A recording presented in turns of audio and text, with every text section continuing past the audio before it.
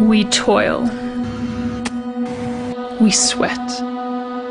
We live. We breathe. We ache and cry and laugh and bleed. We dance. We play. We love. We nourish. We yearn and wish and hope and cherish. We mend. We heal. We repair. We sow. We plant and tend and gather and grow. We feed our families and the world's too. It's a calling, a feeling, real and true. We need no thanks, rewards or dues. We love this land. It's what we do.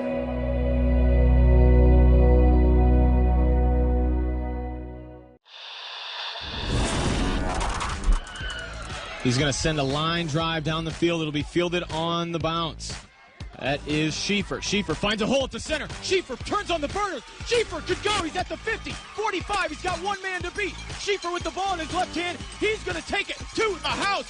Whitford opens up the second half with the kick return touchdown.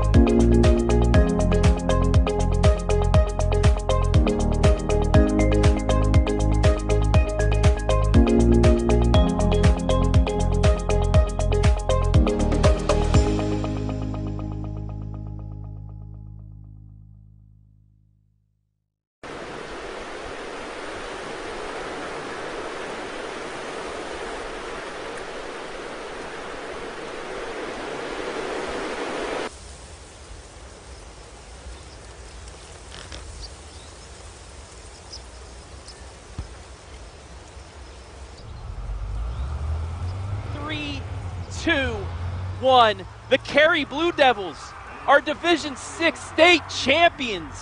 What an impressive run they have had during the postseason and during the regular season too. Undefeated, outright Northern 10 champions.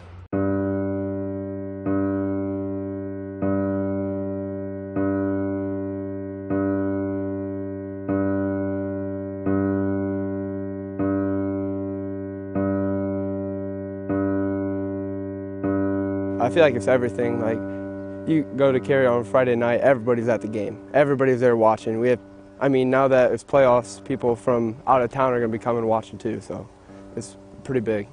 Yeah, it's great seeing the fans there every single week. You have multiple people, and then obviously packing the stands for Friday nights and like crazy student sections and just packed like around the whole entire field and everything. It really helps us.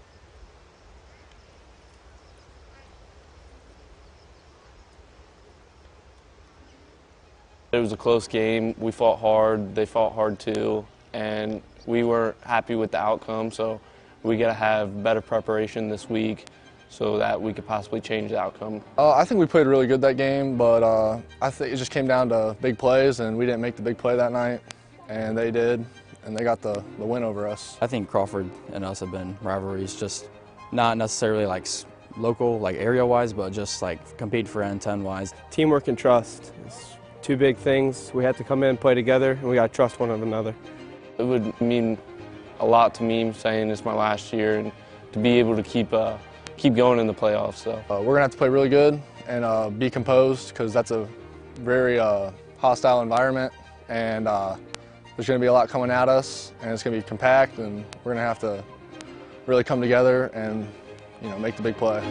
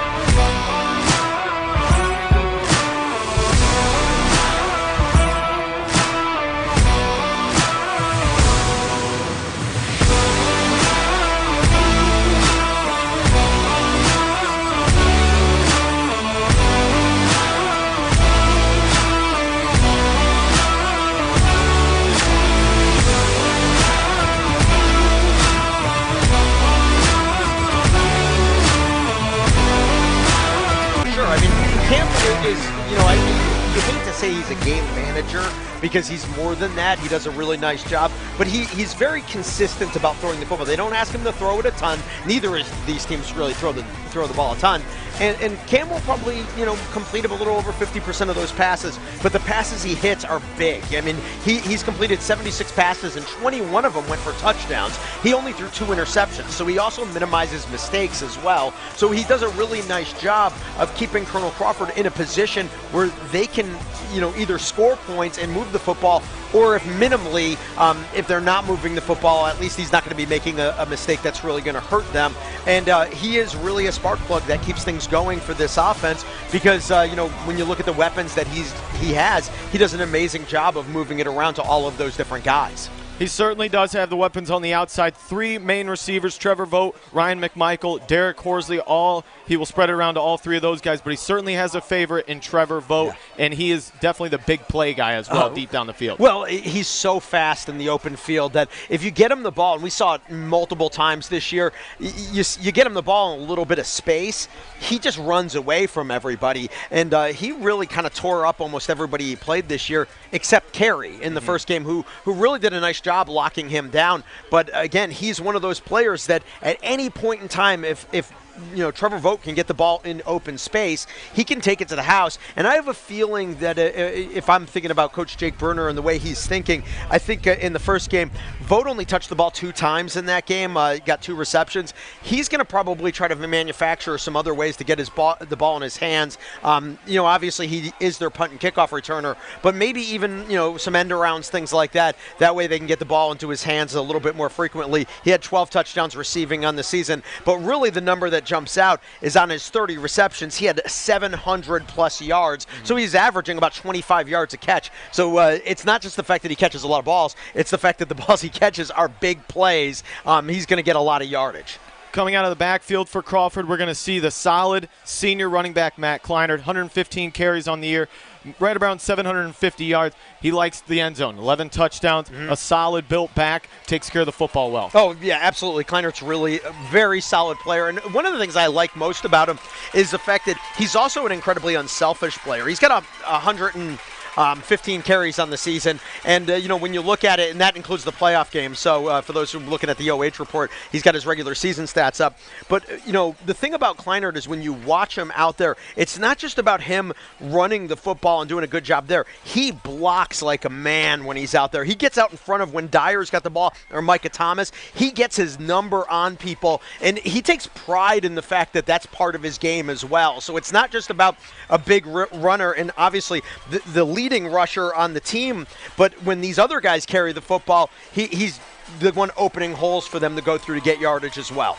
getting set for the Carey Blue Devils and the Colonel Crawford Eagles here from Carey, Ohio. Josh Stallings, Jeff Roberts with you on WQEL and the OH Report. On the other side of the ball, reigning state champion, the Carey Blue Devils, led by senior quarterback Lance Rickle. And if it wasn't for Carey having a home game tonight, this kid probably would have drove the bus to Colonel Crawford. He does it all for the Blue Devils. He'll carry it. He can throw it very effectively, that is, or quite effectively, I should say.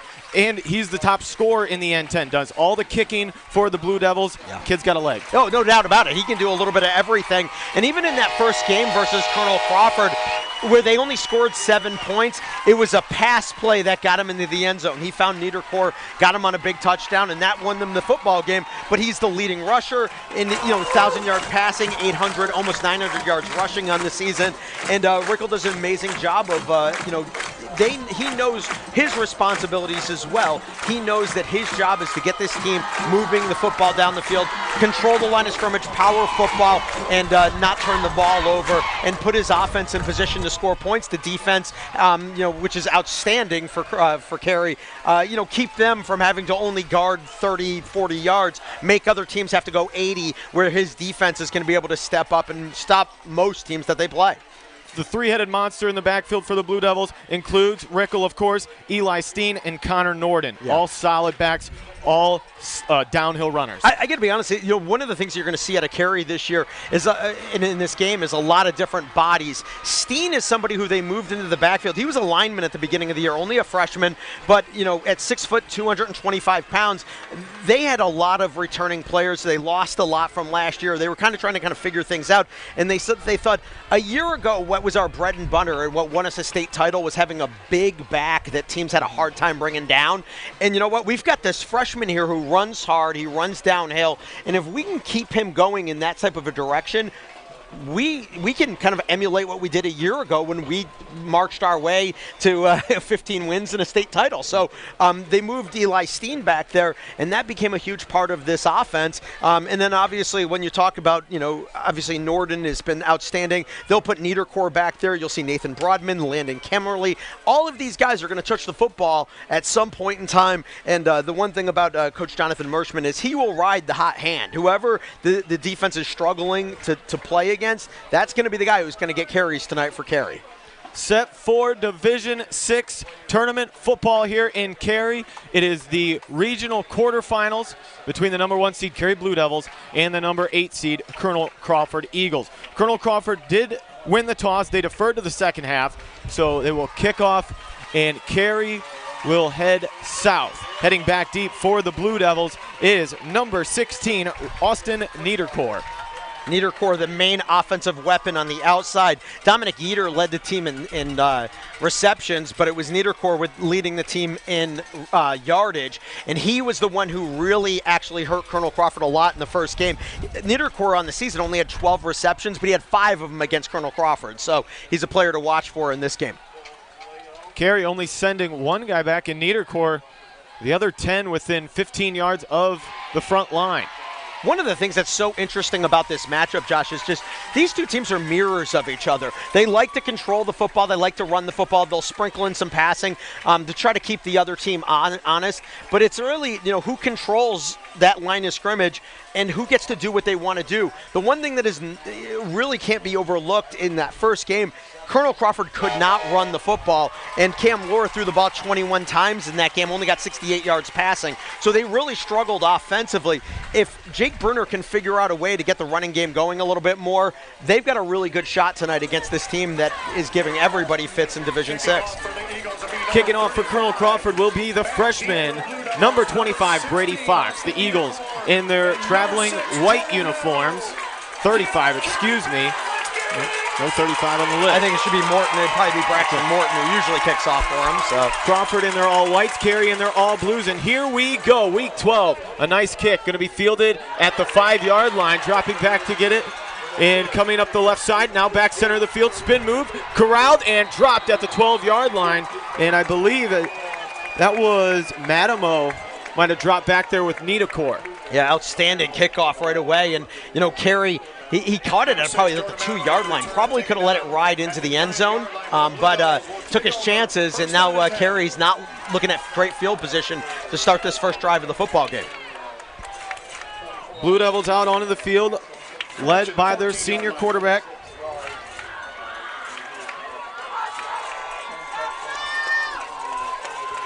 It'll be 1st and 10, ball at the 13-yard line. Back on the left hip. Motion man left to right. Keep it that way. He's going to go left side and get up close for a nice chunk of yardage. That was Rickle on the keeper. Rickle sending a lead blocker and Kimmerly out in front and able to get about 5 on 1st down. 2nd and 5, they'll spot it at the 19. It's going to be a really interesting game to see how things go here. Again, this is going to be about controlling that line of scrimmage. Neither one of these teams is going to do, they're not going to go completely off script to doing something that they're not known for. They're going to try to, they might throw in a couple of wrinkle plays here and there, but for the most part, this is going to be about running and power football. Rickle under center, power eye behind him. He's going to turn, gives off, back moving right side, breaks the arm tackle, moves upfield, has the 1st down and a little more up to the 25. And I think that was, 14, Connor Norden. Yep.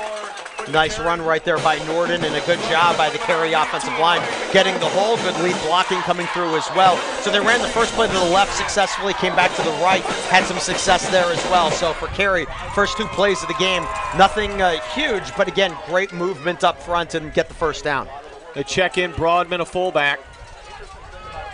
Carey breaking the huddle. First quarter here from Wentling Field, 10:43 and counting. 1st and 10 Blue Devils. Rickle in the gun, 2 to the right, 1 to the left. He's got a wing to his left as well. He is going to fake the handoff, wants to throw it. Looking downfield, his receiver had a little bit of a tie-up and interception. Middle of the field, picked off by Colonel Crawford. That looks like number 5, Trevor Vogt. Sure was. Receiver on the field kind of got held up a little bit. You can actually, we're going to see it on the OH report replay, and actually it just kind of got pulled out just on time. They were looking for Madamo looking deep, and Rickle overthrew him a little bit because Madamo got held up by a defender, which the officials didn't call it, and Vogt coming from the other side of the field shows his speed. He covered a lot of ground as that ball hung up there. He's able to get the interception.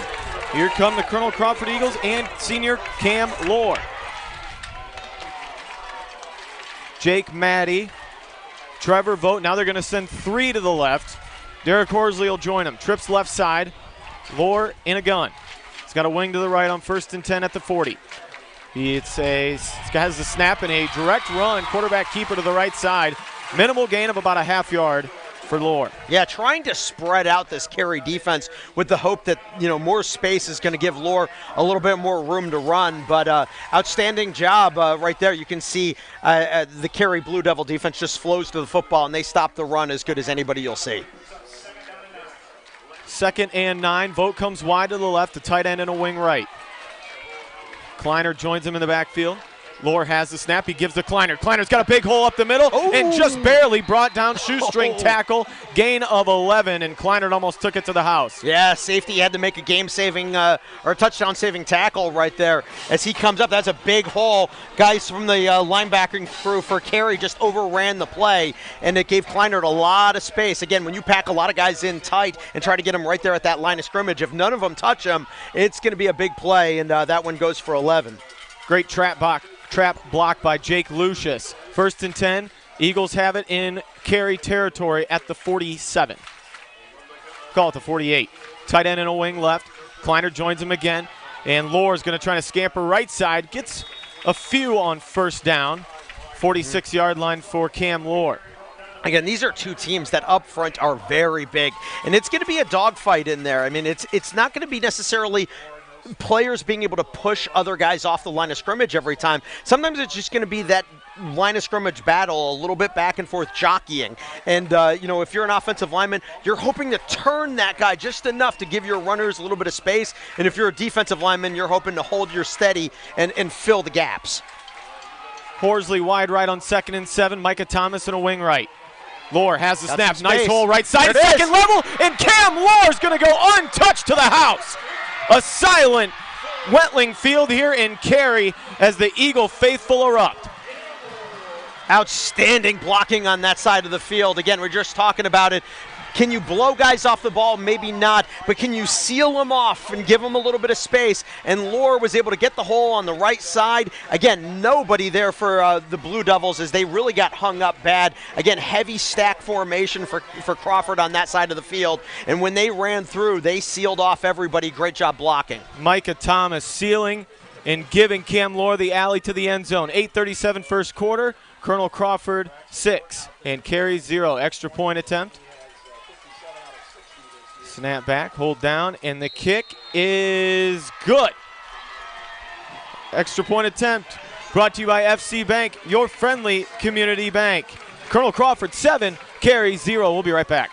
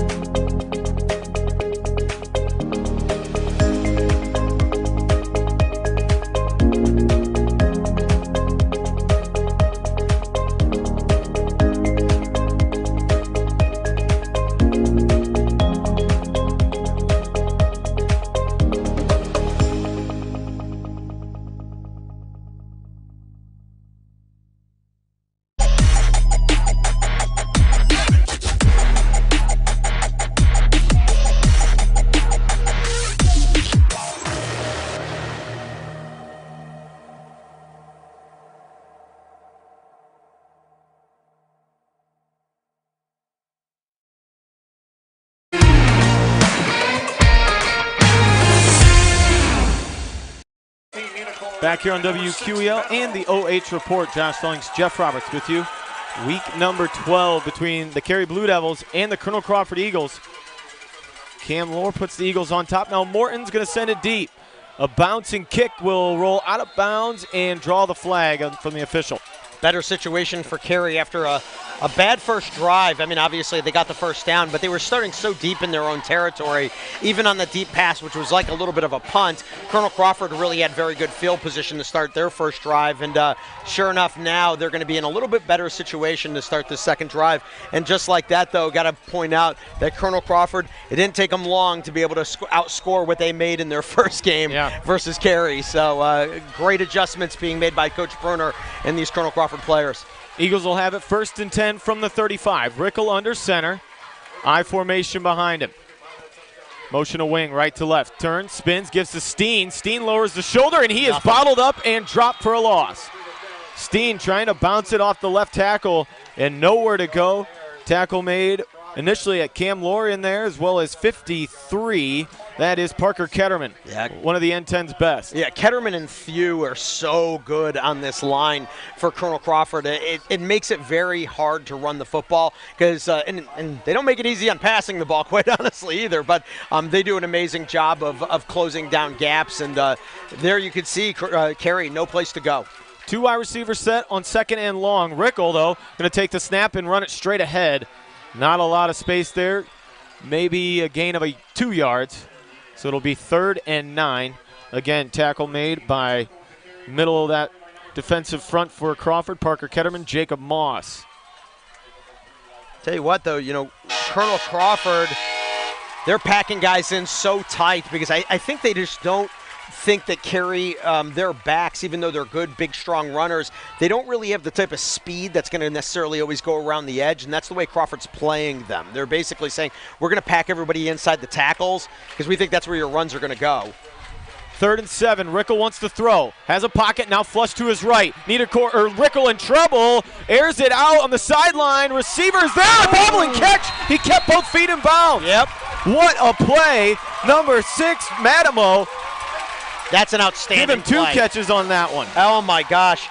Bobbled it, hauled it in, made sure both toes were in. What a play. It felt like a throwaway by Rickle, like he was just going to try to get rid of the ball, maybe throw it out of bounds. And, Madamo somehow snuck back up, and the Crawford defensive backs lost them. And he was able to not only knock it down from what was a kind of a high pass, but keep control of it and keep the feet in. Big first down. Power eye behind Rickle on 1st and 10 at the 50. Turns, gives to the fullback, Steen. And he is going to go down, no gain on that play. Or excuse me, that was Kimmerly. And again, this is what I'm talking about in terms of the way Colonel Crawford is playing them. it's almost like Rickle, the quarterback, is the only back that they're concerned might go around the edge. Everybody else back there, whether it be Steen or Norden, they're kind of expecting those guys to run between the tackles. So they're just packing those bodies inside, and they're saying, all right, well, we think our 7 guys can stop this running game. And so far, so good for Colonel Crawford. Broadman and Bose check in on 2nd and 9. Motion right to left as Rickle's under center again. High formation behind him. He's going to turn, look for the run, and Rickle off the left side. A couple lead blockers in front, able to fall forward for 4. Yep. A little bit of a slow developing play, but a nice hole created there by Steen. I couldn't tell if Rickle was initially trying to think that maybe he was going to go around the edge, and then he realized that, his lead blockers were cutting it up a little bit, so that's where a nice little hole was. Or he was just waiting for those lead blockers to kind of develop something and get some guys out of the way. But either way, it was a good 4-yard run and makes a 3rd and 5. Again, they're in Colonel Crawford territory. If they can get 3-4 yards here, they could potentially go for it on 4th down. Power eye again. Rickle under center. A little bit of a hard count on 3rd and 5. Spins, toss play left side. And he is going to be hit for a short loss. That was 16 Niederkor. Niederkor the deep back that time.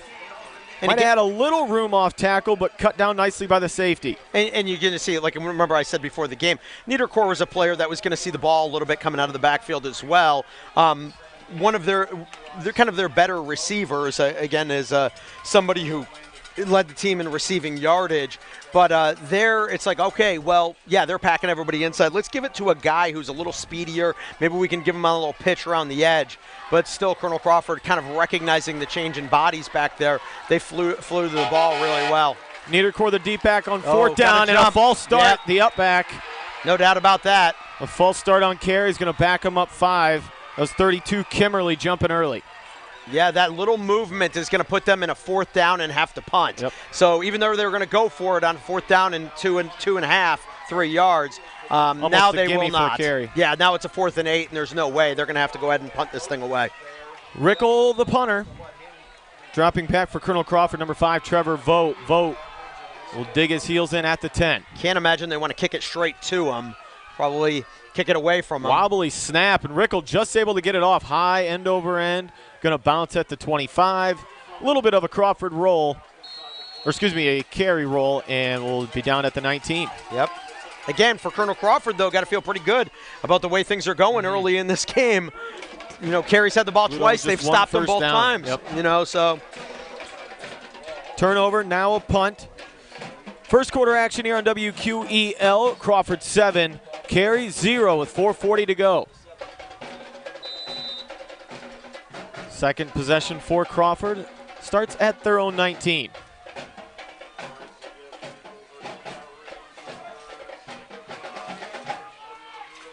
Send Vogt wide right on 1st down, but a tighter package. Split backs on either side of Lohr. He's in a gun. Has the snap. He is going to fake the handoff. RPO goes into the flats. Pass complete. Nobody there. He's in a foot race at the 40, 45, and tackled from behind. That is 32, Kleinert.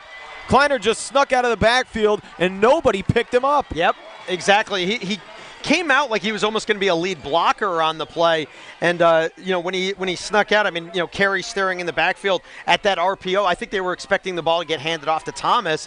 So they were staring at him, and that just allowed, that was just a great job of sneaking out by Kleinert and a good recognition by Lohr. Put it right on the numbers, and a great 1st down play once again for Colonel Crawford.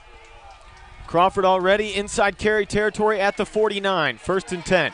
Lohr in a gun, back on his left hip. Vogt outside on the left. Cam going to drive it straight ahead and falls after a gain of 3. Goes down shy of the 45, about the 46. I'll tell you what, I've said this a million times, and I'll say it a million more. When you move the football a little bit, even against really good defenses, it puts them back on their heels, and it opens up a lot of things. Colonel Crawford just being able to score on the first drive, and then right there, that little pass play, you can see Carey's kind of a little confused. They're like, oh, boy, we're not used to this. Kleinert with him in the backfield, gets it here on 2nd and 7, and Kleinert pushes his way to the 40, brought down there by 76. Big man Matt Allemong. And that was just, again, a good trap run right there. It's not like they're blowing bodies off the ball. They're just getting everybody where they need to be. And, such a great job by these players. They're finding the blue jerseys and making sure everybody's manned up. There's nobody running around free. Dyer back there now with Kleinert. Laura under center. Sends a motion guy right to left. Hard count. Almost got him. Wing left side is Micah Thomas. Turns, gives off. That is Dyer. Dyer pushing the pile, and I think forward progress got the first down. Ooh, it's going to be close. Close enough where it looks like they marked it maybe a little short, but close enough where I think they're going to go for it either way. It's going to bring up 4th and short, about the 2 lengths of a football.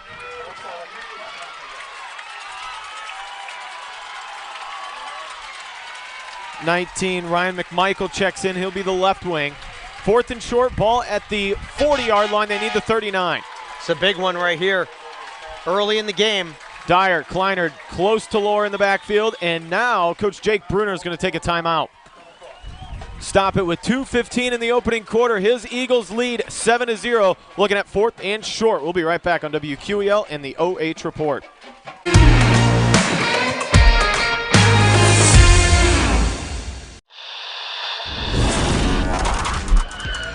He's going to send a line drive down the field. It'll be fielded on the bounce.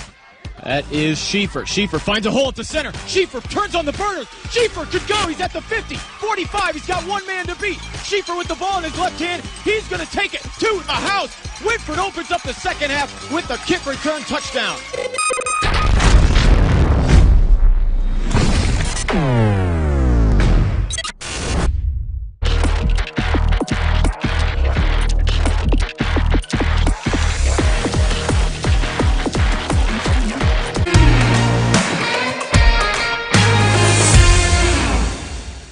Great escape across from McDonald's of Bucyrus.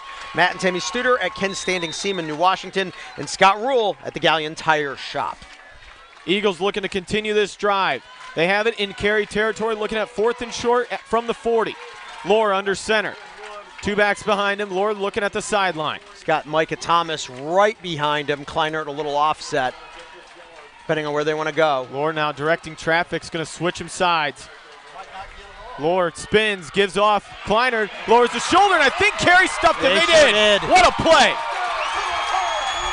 Yep. They tried to send Kleinert off the left edge, and Carey bottled him up. I'll tell you what, they took a risky chance, Colonel Crawford did. They didn't want to kind of go man-on-man in the middle, even though they only needed a half yard. So they split it out, and they kind of do the pitch. Like you said, Kleinert sent over there as a lead blocker. They give it to Thomas. But, Carey just flows to the football, and when you give them space like that, they'll come real hard, and they were right there to make a big stop. They needed that. First on the hit. He splits out wide right here on 1st and 10. Wide left, Madamo. Rickle in the gun, going to hand off on 1st down. No, fakes the handoff, going deep, and nobody home. Looking out there for Madamo, one-on-one coverage. Yep. Maddie over there in coverage. Maddie going to be a tough cornerback to get over the top of with his height. I mean, if especially when you look at Madamo, in terms of the difference between the two. Madamo, they list at 5'10", seems like a gift. Maddie, 6'4", not so much a gift. I mean, he's really that tall. So a deep pass like that, he needs steps and speed to get way ahead of Maddie. Devils looking at 2nd and 10. Here's Doug Pickerington joining Niederkorn wide left. Rickle again in the gun. Has it. Going to give off this time. Hit initially, now escapes, stumbles in the backfield, and nowhere to go for 14, Connor Norden. Yep.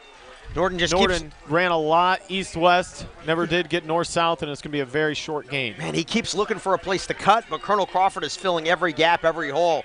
They're doing such a good job defensively. And again, this is what they do. I mean, Carey, this is who they are. They're just that, grinded out type of a team. But, this is the strength of Colonel Crawford's defense as well, is to stop that type of running game. It's the reason why Carey had such a hard time scoring on him in the first game. 4 receivers set for the Blue Devils on 3rd and 9. Rickle now will motion Niederkorn into a slot. Rickle wants to throw, looking right, lobs one out, and it's going to be almost intercepted.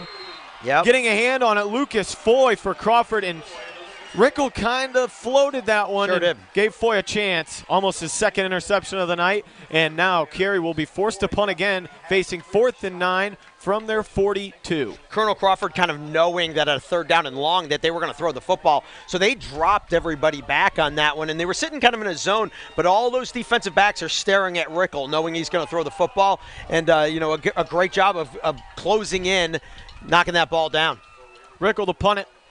Let's go of another Great pretty kick. good one. Vogt going to call for the fair catch and does so at the 20-yard line. So another punt by Carey. An interception on their first drive, now back-to-back punts, and the Eagles will have it for their 3rd possession of the ball game. Still in the first quarter, minute 7 to go. Eagles 7, Carey 0. I got to be honest, Colonel Crawford right now, just looking at it, is closing in. They're about 10 yards shy of what they had in total offense in the first game already, with just a minute still to go in the first quarter. So a lot more success from the Eagles in this ball game. 1st and 10, ball at the 20. And this is our 5th train now, the first quarter. They let you know they're going by. Here goes Lore. Lore faked the handoff. A little alley left side, able to get close to 6. Good carry for Loy. Closing the hole in a hurry, though, was Carter Smiley for Carey. Yes. Niedercore also in on the stop. Yeah, those guys coming up to make the tackle, but, Lore, he kind of stopped the momentum to look to make a cut outside, and unfortunately didn't see the defensive back sitting right there. Probably would have gotten a couple more yards if he goes straight ahead. 2nd and 5, Kleinert back there with Lore. Wants to throw, has pressure, gets rid of it. Kleinert again, open in the flats. Lowers the shoulder, picks up the first down. Matt Kleinert, big first down for the Eagles. Man, and how slick of it was, in terms of Lore. He's got a blitzer bearing down on him. He's about to get hit, and he knows it, but he just stood in there and put a nice little pass in the Kleinert's hands where they can get the first down. Carey blitzing that outside linebacker they're showing on the OH report replay, and it was a perfect play call. Kleinert slipping right behind that blitzing linebacker, and a big first down. Ball now at the 31, Crawford 1st and 10. 2 to the right, and flags fly everywhere. Did Crawford jump first, though? Yeah, and they're all explaining it. It was a very quick play. They all noticed that it's on Crawford. Right side of that offensive line. Yeah, it was a pretty obvious, unfortunately, with the right guard jumped first, and then there was a tight end who jumped as well, so. 31 ticks here in the first quarter. Eagles 7, Carey 0. Lore in the gun, 2 to his right. Back on his left hip. He is going to give off to Kleinert. Pulling guards in front. Kleinert gets hit in the backfield and brought down. Nice play by Carey's 28, Gavin Snyder. That's an outstanding Snyder play. split the gap. Yep. And, kind of actually just rode him from behind. Like you said, he found a little bit of space there to get through and chased him down. And it just becomes a one-on-one tackle, and he does a great job of wrapping him up and bringing him down. No gain right there for Colonel Crawford. Look at 2nd and 16. But they won't run another play. That'll do it for the first quarter here from Carey. After 1, it's the Eagles 7 and the Blue Devils 0 here in week number 12. Josh Stallings, Jeff Roberts with you on WQEL and streaming on the OH Report.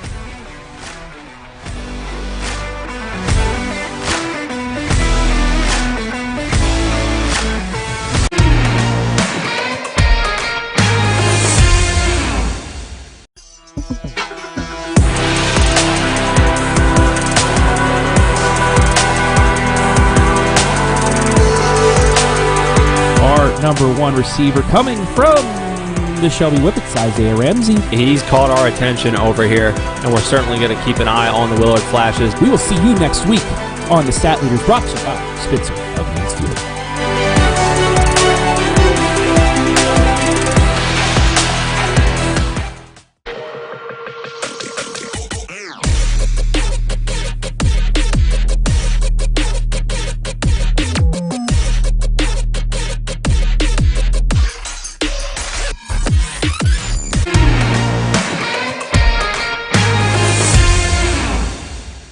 Carey, the Blue Devils, and the Colonel Crawford Eagles. Carey, the 1 seed, Crawford, the 8 seed.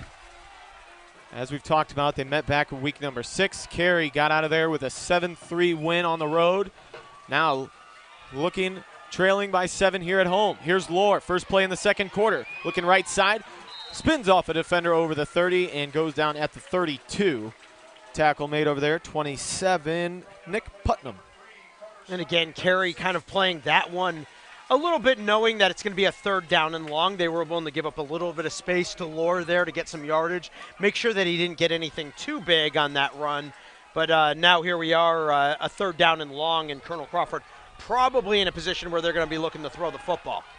2 receivers go to the left, Kleinert in the backfield. Thomas a wing on the left. Lore has the snap, going to roll out left side into the flats, pass behind him, and Kleinert couldn't hold on, or excuse me, that is actually Micah Thomas. Yep. Pass a little behind him, and that'll bring up 4th and 10, so the Eagles will punt for their first time tonight. Yeah, absolutely. You know, the penalties in games like this are going to play a big tale, you know, because if you end up in a first down and 15 against the type of defenses that both of these teams have, it's going to be really hard to move the ball. So you can see there that little offsides penalty was enough to kill the drive for Colonel Crawford. Kleiner, the punter for the Eagles. Good kick. It's off a nice one. Bounce at the 35. Take an Eagle hop. And, he's going to try and pick it up. Niederkor trying to make a play, and he's going to be hit for a loss. Yeah, dangerous. Let that one roll almost to a stop before picking it up right in front of the defender. It'll be Carey Blue Devil ball at the 24. What I love about what Colonel Crawford is doing either way, even though they didn't get movement there, the good punt is forcing the Blue Devils to have to travel long distances. You know, I mean, it's 76 yards in front of them right now if they want to try to tie this football game up. And that's going to be a lot harder for a team that is not getting the big chunks of yards that they're used to getting against most teams. Power eye, Niederkor in the backfield on 1st and 10. Oh, we got another penalty, and here we go. Carey showing a lot of that power eye here in the first half.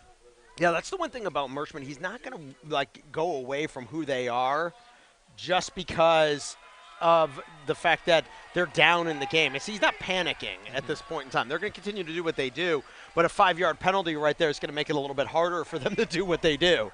Encroachment on the offense will back them up 5.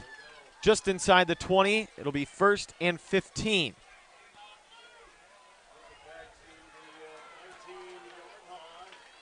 Same formation, power eye, Niederkor deep in the backfield. Turn, they give it off. Moving right side now, cuts it straight up the middle and falls forward for a short gain. Tackle made in there, 52, Parker Ketterman, Niederkor, and 52, Gabe Thu also in on the stop. Again, 5 yards type of run that, Carey would love to get consistently, but unfortunately being on a 1st and 15, the 5 yards might need a little bit more than that on one of these runs. Try to break something open a little bit more. It's going to be a little bit tougher. Because, again, that'll get them to that first down marker if they keep getting 5, but it won't be easy on a 3rd and 5. So Niederkor wide left. Norden in the backfield gets the call. Norden straight ahead, gets about 2 yards. Yep. Before he stood up and driven backwards. Carey spreading it around a little bit out of the backfield. It'll be 3rd and a long 7. Like I said, don't make any mistake about it. Colonel Crawford gave Carey a lot of trouble in the running game in the first matchup, too. What won the game for him is Rickle was able to complete, a touchdown pass to Niederkor from 36 yards out. But the running game wasn't opening up a lot. But Carey wants to keep pounding away at it. Niederkor, Smiley wide to the right, passing down, but they're going to run it. Norden, straight up the gut. Norden is going to be close to a first down, but about a yard shy. Now, this is where things get interesting. You're so deep in your own territory. And again, I know it's 35-yard line, but, it's not really the type of place where you normally go for it, especially if you're down. But, when you're Carey, this is the type of play that you say, yeah, we go for it on plays like this. We think we can get a yard, and that's the way that Coach Merschman's kind of lining things up here. Eli Steen, the freshman, checks into the ball game. Deep back there is 32. That's Kemmerly. Little movement, and there's the flag. A little bit late, but it's going to be a false start against Carey.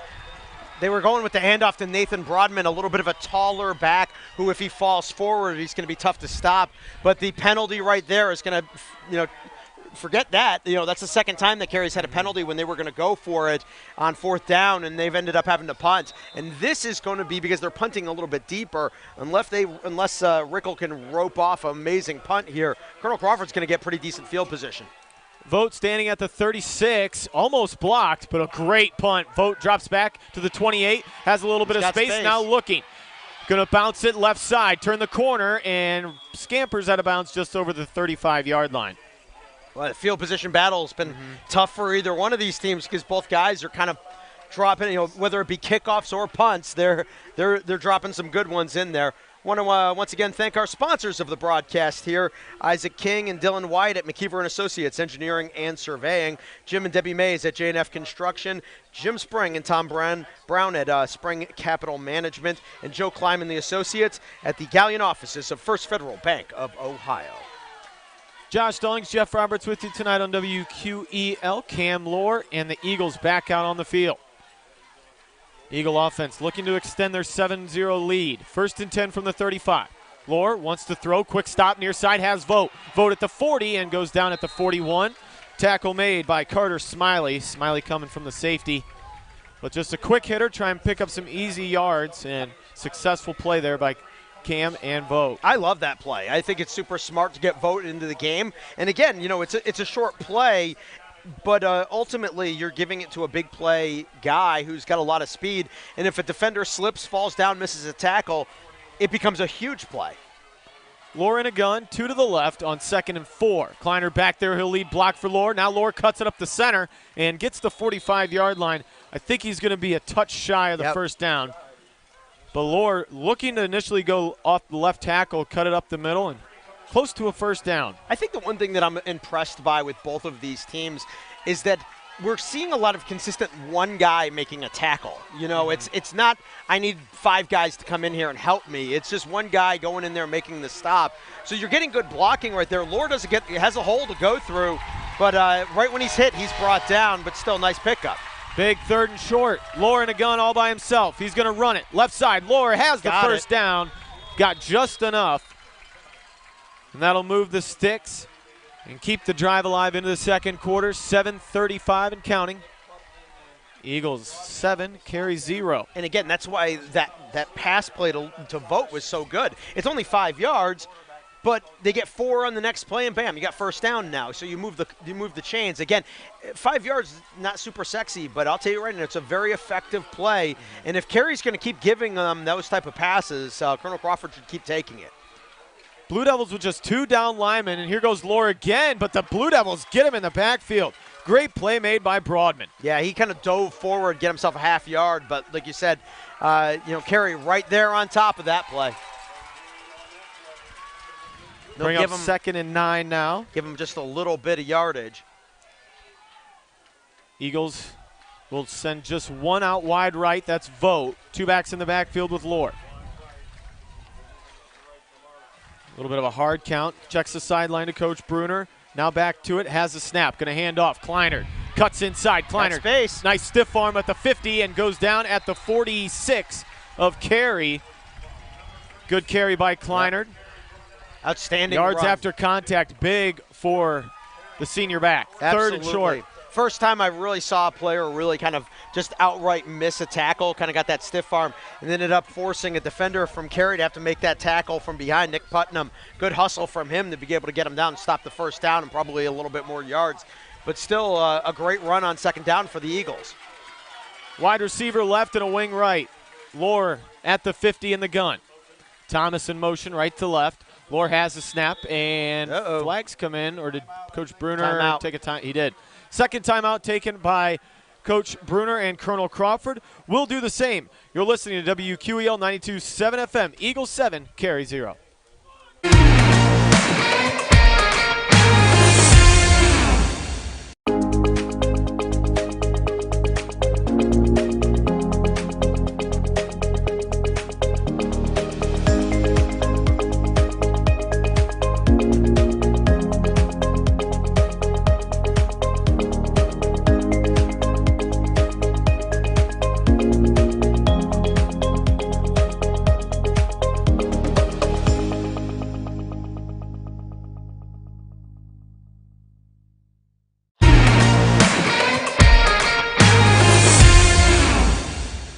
Row. 3rd and short coming up for the Colonel Crawford.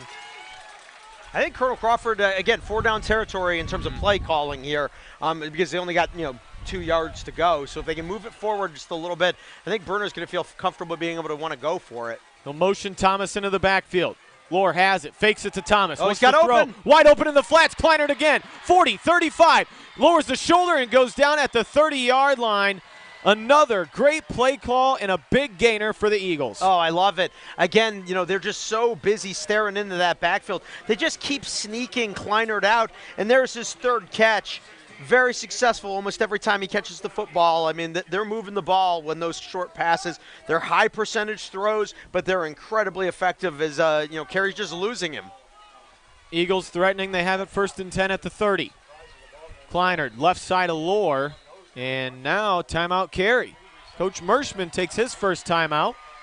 That'll stop it in the second quarter. 5:29 to go before the break. It is 7-0 Crawford.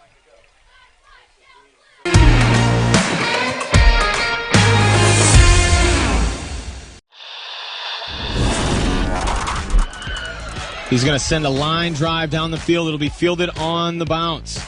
That is Schieffer. Schieffer finds a hole at the center. Schieffer turns on the burners. Schieffer could go. He's at the 50, 45. He's got one man to beat. Schieffer with the ball in his left hand. He's going to take it to the house. Whitford opens up the second half with the kick return touchdown.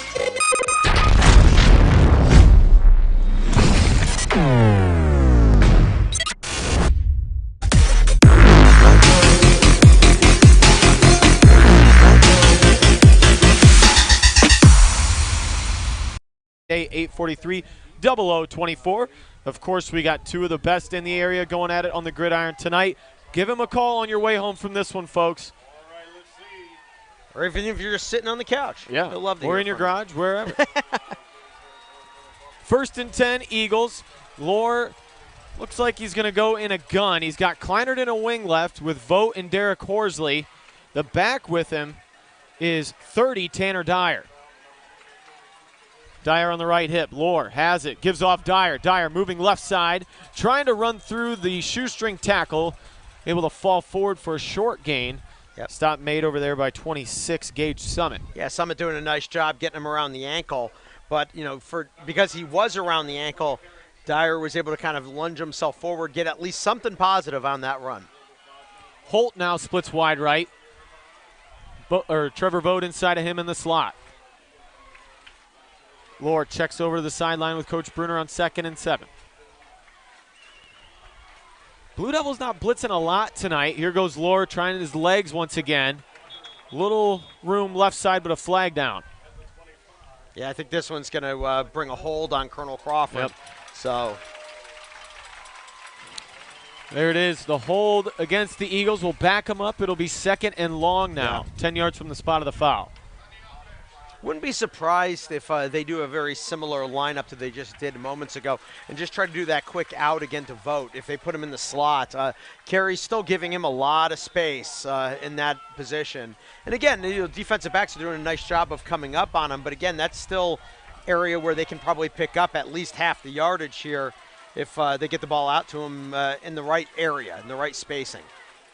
Kleinert back there with Lohr. Lohr wants to throw, has pressure, has to get rid of it, and he did. Will there be a fumble, a scoop now? Oh, boy. Here goes Carey going the other way. Open field, 40, 30. He's going to go. 32, Landon Kemmerly to the house. Wow. Now, was he in a forward motion? Nobody has waved it to be a forward pass. Coach Bruner on the other side is screaming it was. The Colonel Crawford fans are going nuts, saying his arm was moving forward, but because they didn't call it and there's no instant replay, we'll have to check the OH report. We're just going to be able to see it ourselves, and unfortunately couldn't get to it quite on time there. But Kemmerly picks up the ball, and it becomes just a foot race down the sideline. But again, Colonel Crawford, everybody downfield, and a huge turnover and an opportunity now to tie the football game. What a turn of events here in Carey. It looked like the Eagles were going to go up 2 scores. Instead, the scoop and score for Landon Kemmerly, and now a chance to tie it up. Great defensive effort coming around the outside on the sack either way. Pinkerington's extra point is up, and it is good. A tie ball game here in Carey. Extra point brought to you by FC Bank, your friendly community bank. But hold on. We got a flag down in a conference going. I think it's going to be against the Eagles, so probably assessed on the kickoff. With 4:19 to go in the first half, it's the Eagles 7, Carey 7. We'll be right back.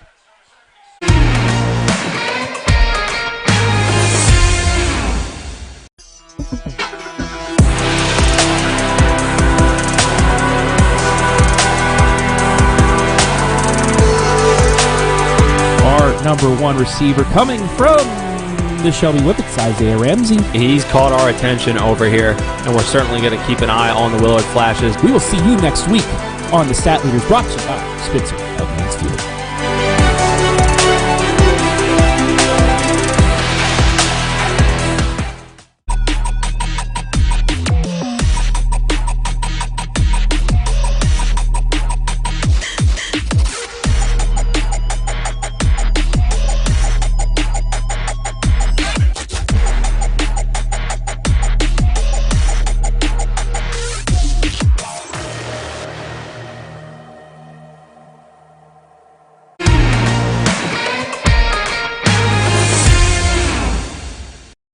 Picking up the strip sack, taking it 65 yards to the house.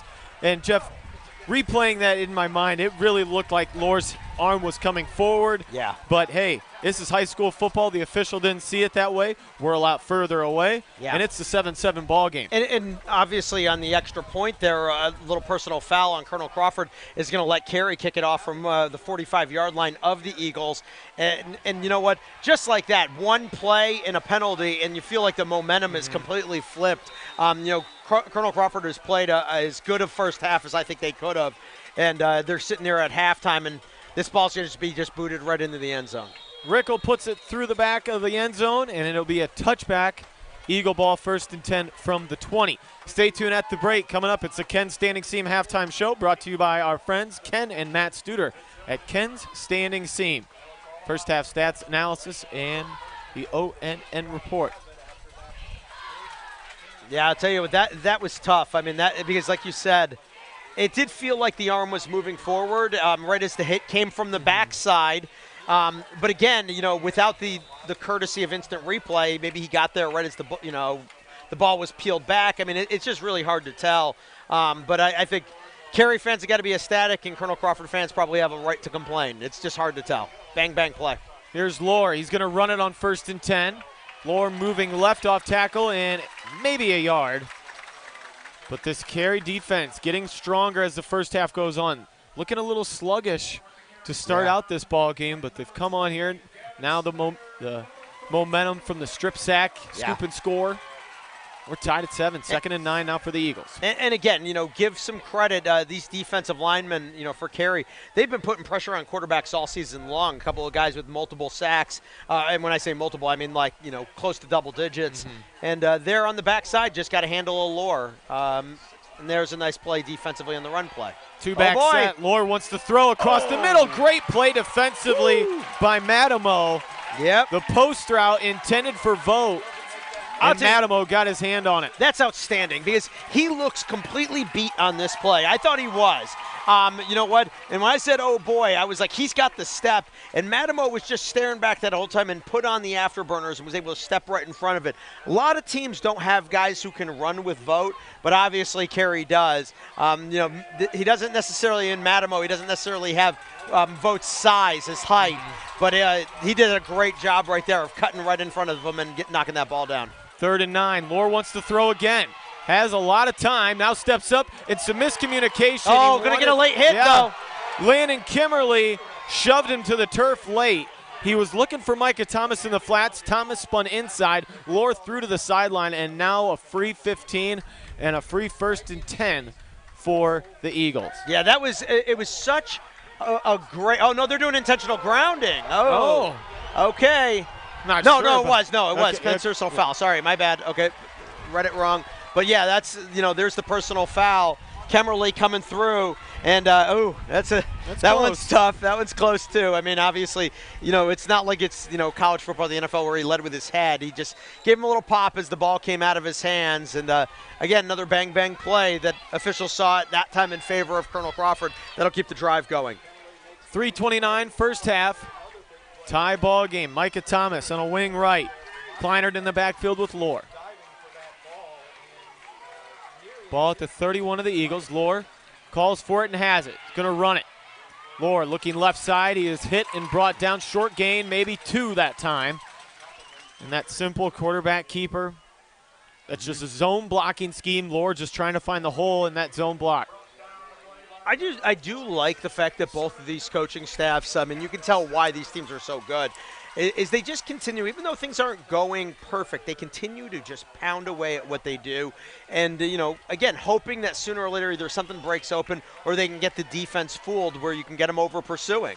Both these offenses come in averaging over 40 points per game. Now, once again, Kleinert slips away. Juke move at the 40. Kleinert, middle of the field, goes down at the 22-yard line. Once again, how does Matt Kleinert continue to sneak out of the backfield? Carey leaves him all alone, and Kleinert makes another huge play. It's unbelievable that they just can't seem to figure out that they're going to sneak him out play after play. And again, the defense is so worried. The linebackers who are supposed to be guarding him are so worried about the possibility of, you know, the running play. They're staring into the backfield so much that they just keep getting him loose. 4th catch. Fresh set of downs, 1st and 10 from the 24. Lohr has it, gives off. Kleinert bounces out and goes down. Half-yard gain on that play. Nowhere to go. Yep. And again, you know, keep in mind in a very close game, something else to watch out for. Colonel Crawford, their points in the first game came on a 36-yard field goal. They've got Braxton Morton, he's got a leg, you know, so if they can put him in some decent range here, that is something that they can look at. The flags, the wind not in his favor. That's the problem, though, so that's the reason they want to get closer.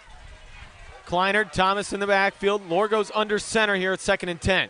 Turns, fakes, and wants to throw. Goes into the flats. He's got a man again. This time it is Dyer. Yep. Dyer gets inside the 15 and goes down at the 14-yard line. Tackle made by Smiley, but another big play and a first down by Tanner Dyer. They're just consistently just hitting these receivers or these running backs coming out of the backfield. Again, it's just where the plays are open. The defensive backs are doing a good job on the receivers, but the linebackers are so busy staring in the backfield that they're letting these guys get out free. Carey taking a second timeout, each team with 1 remaining. 1:26 to go in the first half here from Carey. It's tied up at 7. We'll be right back. You're listening to WQEL and streaming on the OH Report.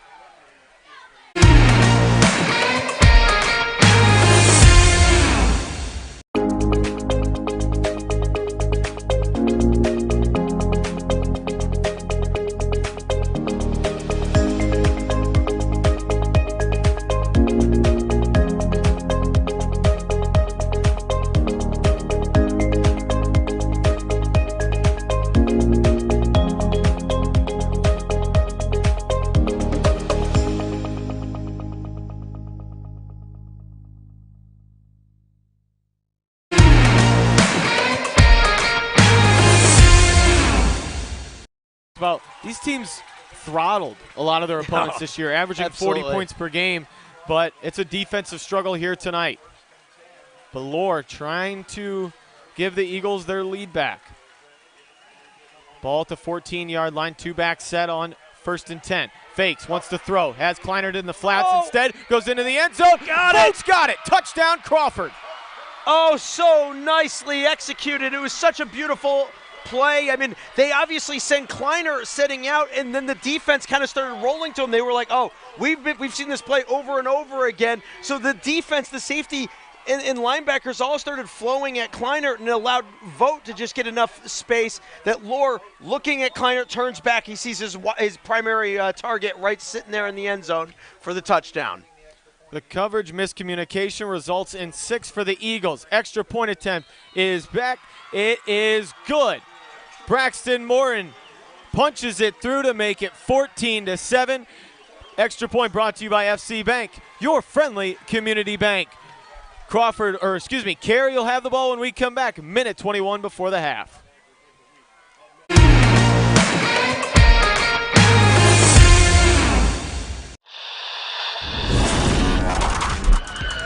He's going to send a line drive down the field. It'll be fielded on the bounce. That is Schieffer. Schieffer finds a hole at the center. Schieffer turns on the burners. Schieffer could go. He's at the 50, 45. He's got one man to beat. Schieffer with the ball in his left hand. He's going to take it to the house. Whitford opens up the second half with the kick return touchdown.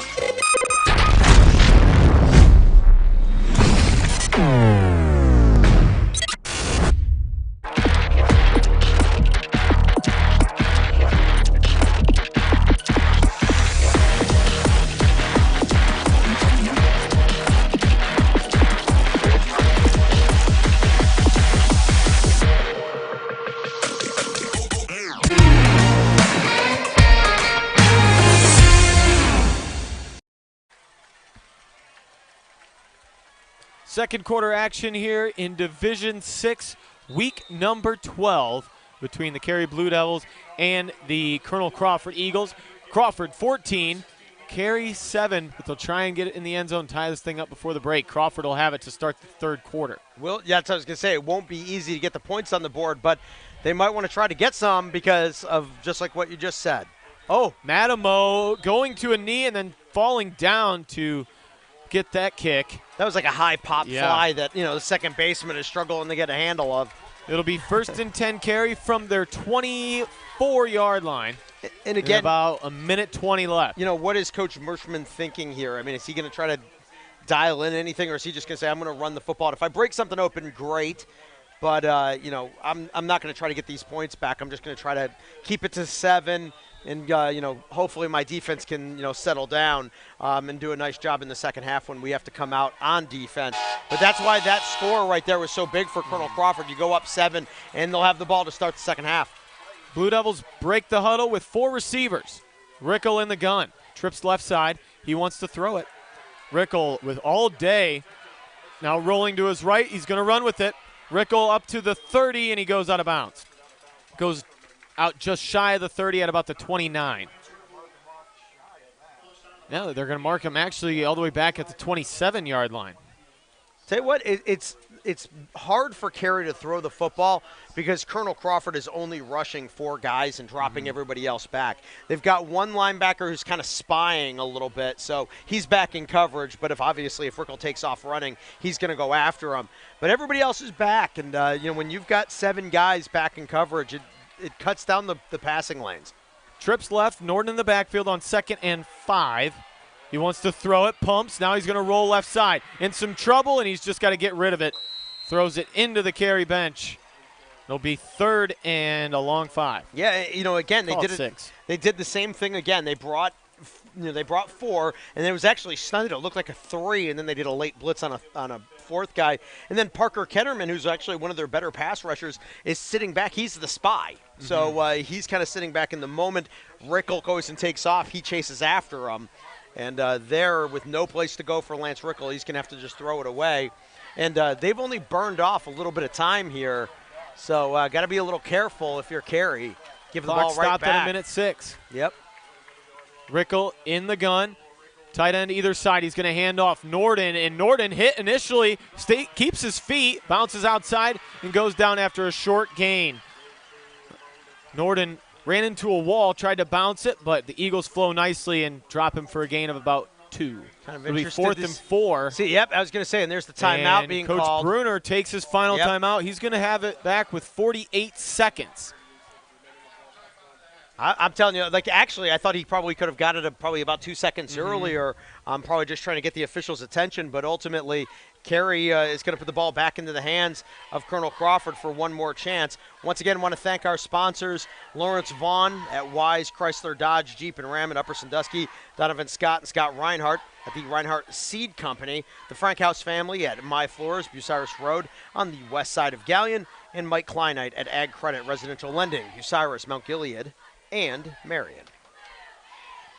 Of course, stay tuned. Davy Jones coming up in the Friday night phone board. Davy looking for all the scores from the area playoff games. A rundown of some of the games. In Division 3, Parma Puedu is matching up against Tiffin Columbian, Defiance and Mansfield Senior. Division 4, Clear Fork taking on Elyria Catholic. Bellevue up at Cleveland Glenville. Patrick Henry matched up with Ashland Crestview tonight. Hopewell Loudon taking on Columbia Station Columbia. and Hillsdale matching with Danville, St. Paul, and Southern. Lucas taking on Lowville. Here's 4th and 4. Carey looking to punt. Rickle going to fake it into the flats. He's got it complete. He's got a first down at the 41, and going down is, I believe that's Madamo. No, Smiley. Yep. Carter Smiley hauling in the fake punt. Ooh. Rickle completing it to Smiley in the flats, and that's going to give the Blue Devils a chance. I'll tell you, it's such a risky play, and obviously, Colonel Crawford hoping to get the ball one more time. They probably will not now. Well, they won't because they don't have any timeouts unless there's a turnover. But Carey hoping to break something open there. Let's see what they can do. They still got a lot of yards in front of them. 1st and 10 at the 42. Rickle wants to throw. Steps up, and he's going to have to run. Rickle throws the stiff arm, breaks the tackle, and goes out of bounds. Able to stop it at the 48-yard line. 19 seconds left, so they're going to have to take a crack at it. I got to be honest, that was a pretty stinking impressive. They're probably just happy that the Colonel Crawford Eagles didn't get another chance. Oh, for sure. I don't think there's any question. Coach Merschman could kneel it out and be happy. Yeah, but that, you know what? You watch that back. That stiff arm was on Parker Ketterman. Mm-hmm. That is not an easy thing to push a guy like that out of the way. But he was able to get out of bounds and stop the clock. Devils Still a lot go of time. trips right. 2nd and 4. Rickle has some time. Now steps up again, wants to run it. He's hit, gets off another defender. Still moving his feet at the 40. Rickle hit from behind, goes down at the 35, but they got to get to the line and do it fast. Yep. Clock moving. It's at 8 seconds. It'll stop briefly while they move the chains. And again, got to go up and just spike that football real fast. Nope, he's going to use his last timeout. Coach Merschman takes his final timeout with 8 seconds on the clock. Ball at the 35. We'll see what Coach Merschman and the Blue Devils can draw up here. But a timeout taken will do the same. You're listening to WQEL and streaming on the OH Report.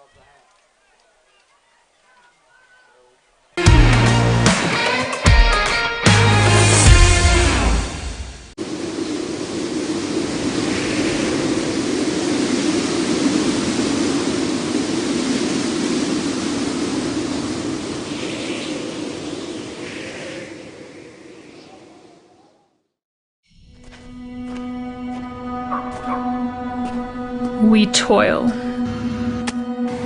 We sweat. We live. We breathe. We ache and cry and laugh and bleed. We dance. We play. We love. We nourish.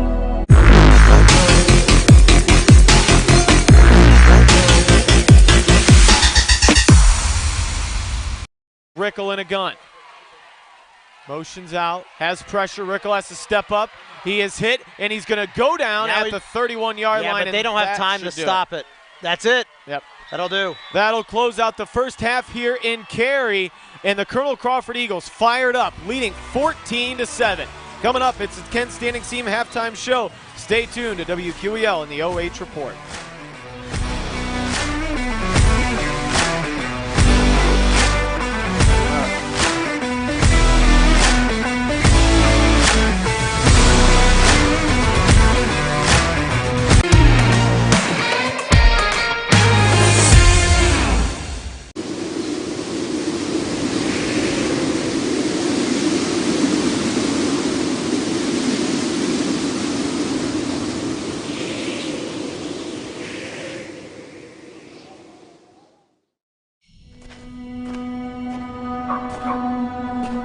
We toil. We sweat. We live. We breathe. We ache and cry and laugh and bleed. We dance. We play. We love. We nourish. We yearn and wish and hope and cherish. We mend.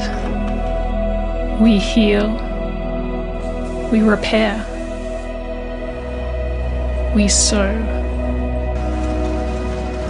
We plant and tend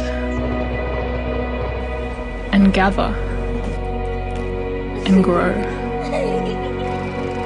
We feed our families and the world's too. It's a calling, a feeling, real and true. We need no thanks, rewards, or dues. We love this land. It's what we do.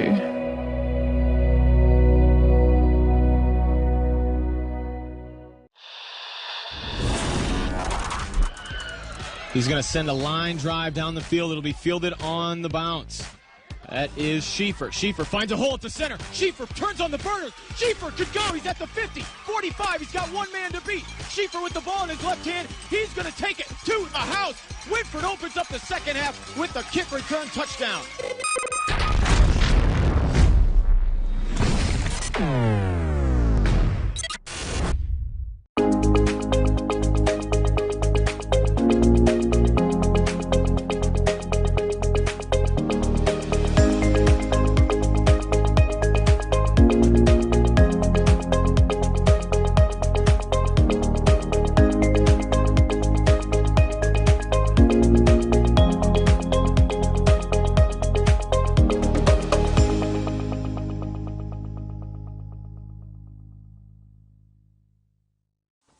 Take a look at all the action from Friday Night Football right here in North Central Ohio with great analysis, highlights, coach interviews, and so much more every single Friday night right here on the OH Report.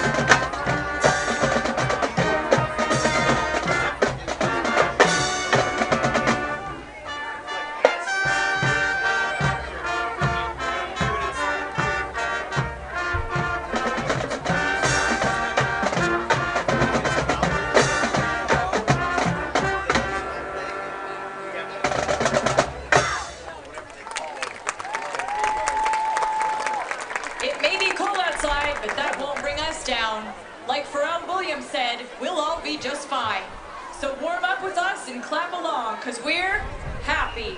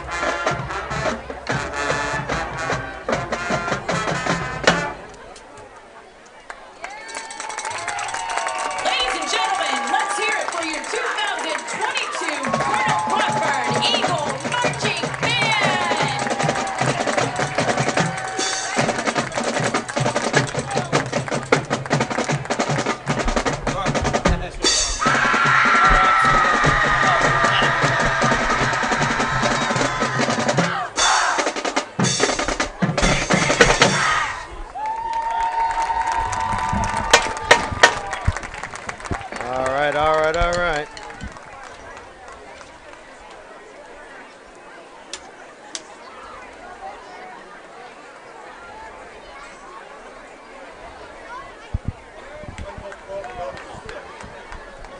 What is it? That's way closer than I thought it would be.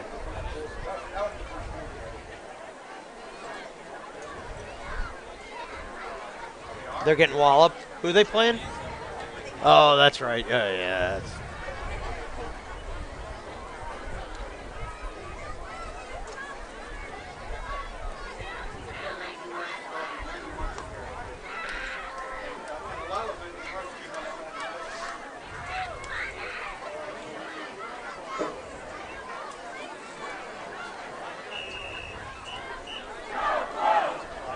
Ladies and gentlemen, led from the podium by drum majors Emma Bowden and Mason Bullion, we proudly present the 2022 Pride of Carey, the Carey High School Blue Devil Marching Band.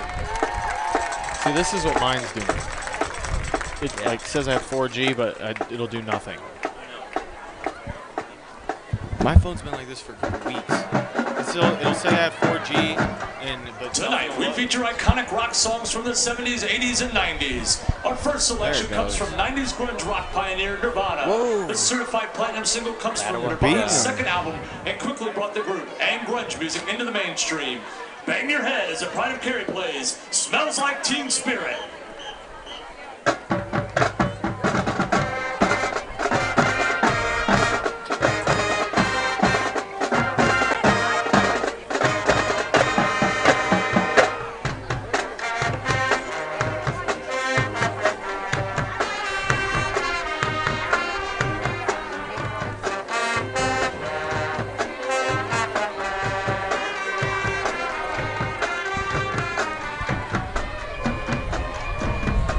Back here at the half on WQEL 92.7 FM and streaming on the OH Report.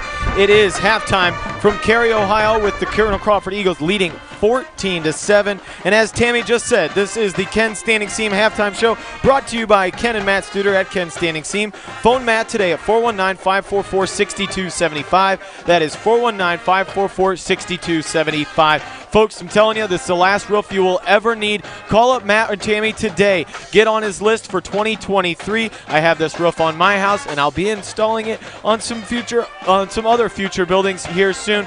Best roof you can have, and it's the last one you will ever need. Call Matt today at 419-544-6275. At the half here from Wentling Field in Carey, it is Colonel Crawford, the 8 seed, 14. Carey, the 1 seed, 7. I'll be honest with you. I think that it could be a heck of a lot worse. I mean, obviously, Carey, caught a real break with the defensive touchdown by Kemmerly on a play that I think Colonel Crawford fans would argue that it was not a fumble. They're going to say that it was an incomplete pass. And it's something that we look forward to being able to go back and watch the replay on the OH Report later, because we're going to be able to see the replay ourselves, and we're going to say, okay, was that arm moving forward? But beyond that, I mean, I got to be honest with you, Carey has been really struggling to move the football on offense, and defensively they're having some problems, especially dealing with Kleinert coming out of the backfield, who's got almost 100 yards receiving. And that's where they are struggling defensively, and they're going to have the answer quickly as Colonel Crawford's going to start this second half with the football. They better make some adjustments, because if not, this game can get away from them. This Carey team is not built to come from behind. It's not who they are. They don't throw the ball terribly well. They're a team that likes to get out in front and pound the football at you. And in this game, I mean, they're having a hard time pounding the football at all. Colonel Crawford's been right there, filling every gap, making tackles, doing a good job. And, they're just going to have to, figure it out. Carey is, because they're going to have to get that stop and get these points back on the board. Otherwise, things are going to, potentially, if it goes the way the first half did, it could be a real ugly second half for the number 1 seed. A turnover apiece for these two squads. Colonel Crawford taking advantage early. Carey starting with the football, an interception. Cam Lohr goes untouched into the end zone, puts the Eagles on the board first. Carey then answering with the scoop and score. So both teams taking advantage of their extra possessions. Now Colonel Crawford starting the second half with the football, and what we've seen, a pretty balanced attack so far, as you're going to get in the stats here in just a few moments. But the play calling for Colonel Crawford has been spot on at times, taking advantage of the Carey Blue Devils blitzes off the edge, getting the ball into the flats to Tanner Dyer, Matt Kleinert, as well as Thomas. And Colonel Crawford's really just kind of drawing up and picking apart this Carey defense. I think they're having a hard time. That is, Carey is, because their linebackers, especially Kemmerly, he's so aggressive in the middle of the field, and it makes him so good. It's made him a first-team player in this league for a couple of years, an all-Ohio type linebacker. But that aggression, when you play a defense that it is so aggressive, and they like to over-pursue, sneaking guys out and doing little reverses, things like that, they oftentimes are very successful. And so far in this game, it has been for Colonel Crawford. And I do think that that's something that Carey's going to have to account for. They're just basically going to have to look at their team and say, all right, can we stop this Colonel Crawford running game? If we peel somebody back a little bit, can we still be as effective as we have been right now if we take a defender and move him back? It's a big risk, and it's a lot that the coaching staff from Carey has to actually ask themselves at halftime. There's been some timely penalties for the Blue Devils in the first half. 2 on 4th and shorts where they get called for the false start. Also, the roughing the passer call, extending the drive for Colonel Crawford. They eventually go down. Cam Lohr hitting Trevor Vogt in the end zone for the difference in this ball game. Carey, a team who's pretty clean throughout the year. Some timely penalties tonight. They're going to have to clean that up. I'll tell you what, the jumping off sides, little things like that, it's actually hurt both teams. I mean, both teams have, had a couple opportunities. Carey more so, where they had to end up punting as a result. But, Colonel Crawford did it to them as well at one point in time. Put them in a tough 1st and 15 that they weren't able to overcome. But you're right. I mean, what we're talking about here is the mistakes. When you get two good teams like this, the mistakes tend to be the difference. And that's what we've seen. I mean, Carey, just that late hit. I mean, that's something that, I talked about Colonel Crawford fans being a little upset about, the fumble. Carey fans will probably say that wasn't a late hit. Like, that was going to be their argument. And they're going to be going back and looking at that and saying that personal foul kept Colonel Crawford's drive going. Sure, they had to get more plays, but again, they were going to have to punt the ball to us with plenty of time on the clock for us to take a lead. Instead, they weren't able to do so, and a great opportunity right there, and a great job by Colonel Crawford to make them pay for the mistake that Carey made. Halftime stats brought to you by Ken and Matt Studer at Ken Standing Seam. Start things off with the Carey Blue Devils being led in the game by the running game of Lance Rickle. The quarterback, 7 carries, 43 yards for him. Connor Norden with 5 carries for 19 yards. Niederkor Austin's got 2 carries for 7 yards. It's Landon Kemmerly, a carry for 1 yard, and Eli Steen, a carry for -1 yards. So as a team, 16 carries for 69 yards of total offense. Throwing the football, Rickle right now 2 of 6, 25 yards. Threw an interception in there. He's got 1 completion to Carter Smiley. That was on a fake punt, though, so that one 13 yards. And Jordan Matamo's got the other one, and a nice grab by him, 12 yards there. They only got 94 yards of offense in the first half, so a lot of work needs to be done by Carey. Colonel Crawford, on the other hand, actually, they got to feel pretty good going into halftime. I mean, they've moved the ball pretty effectively. Cam Lohr running the football, 12 carries, 68 yards, including a 45-yard touchdown run early, got them first score in the game. Matt Kleinert's got 5 carries for 22 yards. It's Tanner Dyer with 2 carries for 4 yards, and Micah Thomas a carry for -2. So as a team, 20 carries, 92 yards to touchdown run. Cam Lohr throwing the football, again, very efficient, doing a nice job. They're giving him easy passes to make, and he's hitting on them. 7 of 9, 121 yards, a touchdown throw for him. That one went to Trevor Vogt, who's got 2 catches for 18 yards. Matt Kleinert, though, doing the damage, 4 catches, 93 yards in the first half. Tanner Dyer's also got a catch for 10 yards. So as a team, 213 yards of offense for the Colonel Crawford Eagles. Eagles looking solid through the first half, and they will have it to start the second half. 14-7 at the break. The Eagles over the Blue Devils. We'll take a timeout. Third quarter coming up when we come back.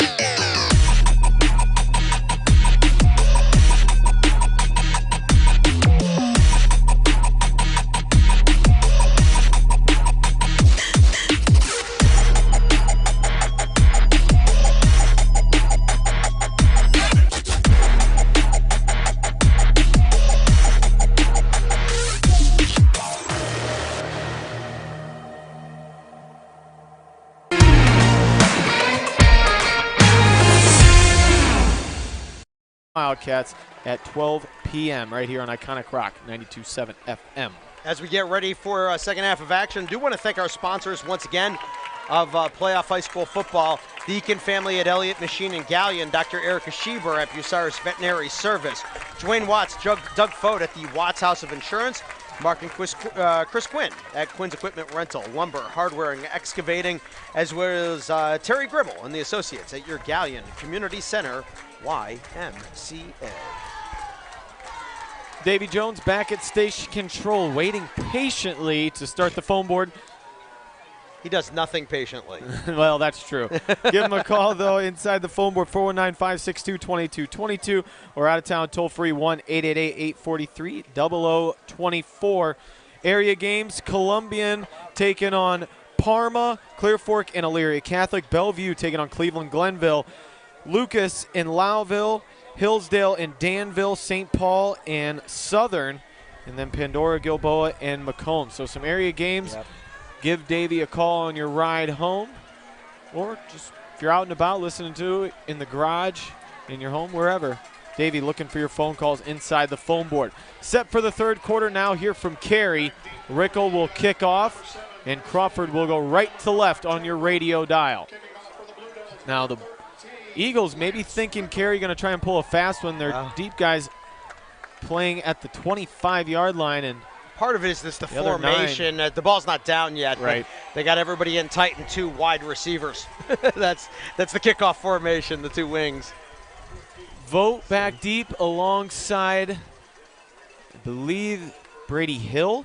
Lucas Foy, okay, 7. To try and the Colonel Crawford numbers not very friendly. The yellow numbers on the white jerseys. Should mention a packed house here in Carey. Standing room only, and you can't beat this environment. No track here at Carey, so the fans right up on the field, fence all the way around, and it is packed. I told people who are coming to the game, I said, get there early. If you don't, you're going to be sitting and watching from you're going to be 3 people back around the fence, that type of game action here. I think a few folks parked out near the highway. Here goes Rickle. He will send a bouncer, fielded by the up man at the 35, and he curls up and goes down at the 36-yard line. There's Logan Goddard doing a nice job there. That ball took a hop on him. He could have very easily lost it, but able to pull it in. Goddard, 5'9", 140-pound sophomore. Nice play on the hands team. Eagles 1st and 10 at the 46. They'll try and extend this 7-point lead. I love good games like this because you get to really see what coaching staffs can do in terms of adjustments. It's going to be exciting to see what both teams come out doing. Are they going to stay with the same game plan? Or are they going to, throw a couple different wrinkles at the other team? See, obviously for Colonel Crawford, they had some movement on offense, so probably a little less pertinent that they make a lot of adjustments. But still, I know Coach Bruner, he's always tweaking his game plan. Eagles come out empty backfield. Here is Cam Lohr on 1st and 10, and Lohr's going to carry for about 4. That was a hard run for 4 yards. I mean, keep grounding those feet. Again, good job right there. Carey kind of stopping the offensive lineman progression, but they couldn't get through him to get any hands on Lohr, and he just kept kind of pushing, just driving those legs. The pile was stuffed, but he was able to kind of slide off to the side of it and get himself forward for some positive yards. 2 receivers set on 2nd and 6. Lohr all by himself in the backfield. Pulling guard in front. Lohr trying to escape. He can't. That's great. Brought down in the backfield, getting through 45. That's Broadman. Broadman, from his defensive tackle position, is one of the top tacklers in the league, and you get to see right there why. I mean, it's not only the fact that he gets into the backfield, but he's able to chase down Lohr, and he uses those long arms to be able to reach out and grab him from behind. Big play. Bring up 3rd and 8 now.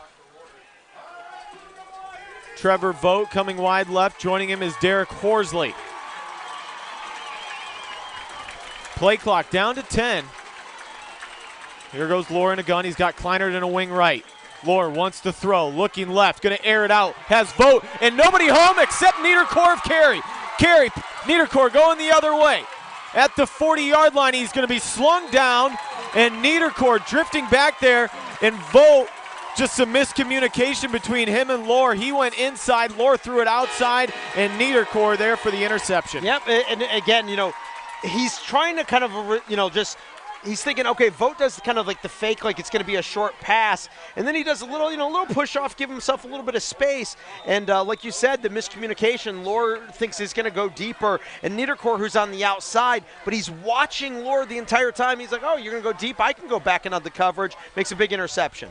Second turnover for Crawford, and here goes, that is Norden straight up the gut on first down, maybe a few inches. Brought down in there by 62, Rodney Reich. Gabe Thu also close on the stop. Or excuse me, Parker Ketterman, not Gabe Thu. So it'll be 2nd and 9. And Carey going to try and capitalize the same as the first turnover. Yep. Well, they took that one for scoop and score, but still. But actually, it was the same way Crawford scored their first time. They got it on a deep pass that was a little overthrown. Right. They got an interception, came back and scored in the first half. Here's Power I on 2nd and 9. Toss, left side, Niederkorn. Niederkorn looking for a block, still moving the pile. Gets up to the 45-yard line before he is spun down. That time, Gabe Thu bringing him down. And again, I think that there's space there for Carey. The problem is the guys they like to give the ball to, Norden and Steen, and even Kemmerly or sometimes Broadman. Those guys are between the tackles runners, whereas Niederkorn is a little bit speedier, gets to the corners a little bit better. Crawford's playing them between the tackles a lot. And I think if there's going to be a little bit more area for them to run, it might be around the edge. Here's 3rd and 5. Norden in the backfield, right side of Rickle. Rickle going to use him as a blocker, trying to bounce it out. Gets to the pylon, the marker, and goes down, just getting the first down over the 50. I'll be honest with you, though. That was an outstanding run by Rickle, a lot better than it really looked. Because when he comes around the edge, Colonel Crawford, defensive end right here, actually a linebacker, was Kleinert. Kleinert got off the block. Kemmerly was coming around as a lead blocker, and Kleinert got off of him. It cut off the lane that he wanted to go, so he had to kind of cut back, spin around, and then he spun himself forward to get the first down. 1st and 10, more Power I from the Blue Devils. Rickle going to hand off to the up back. That's Broadman. Broadman driving his feet for 6 yards. And that's just power football at its finest. And I think Broadman, when they put him into the backfield, he is one of the guys that they like to throw in there once in a while. They just like to keep him so fresh for defense. They don't do it a lot. But Broadman is so tall and strong. He's 6'3" at 205 pounds. And when he moves that pile forward, it not only moves it forward, but then he falls forward for the extra yard or two. It's real effective. Deep back, Niederkorn. Power I again. They go to him. Straight ahead is Niederkorn, and maybe a yard. Yep. Swarming defensive effort there by the Eagles. Number 16, and again, Jacob Maddie in there. Their defense is just stacking guys inside. I mean, they're doing a really nice job. Even the guys, the outside linebackers, are pinching down. Just trying to stop Carey from doing what they love to do, which is, kind of effectively kind of just pound down on you. And that's part of the game plan, too. They're big up front, and that's the reason why Coach Merschman wants to stay with this. He's hoping that his team's going to tire out the defense. 2 guys go wide left. Now motioning inside is Niederkorn. Rickle keeps it. He's rolling right, and he's going to get the first down over the 40 and to the 38-yard line. And he's going to be, again, Lance Rickle carrying it for a Blue Devil first down. Yeah, they might measure that. It's going to be pretty close. I think he's got it.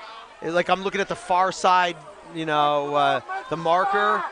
It's going to be pretty close, but I think Rickle's probably got it by about the football length. Maybe a little less. Chains will come in. Clock stopped here in the 3rd, 7:24, and the Eagles 14, Blue Devils 7. We'll see as they'll measure this thing out right now. And again, 4th down either way. They're going for it. It doesn't really matter, but still. And there it is, and there's the football length. Ha! Who said I need to go to the eye doctor? Rickle picks up another one for the Blue Devils, keeping this drive alive.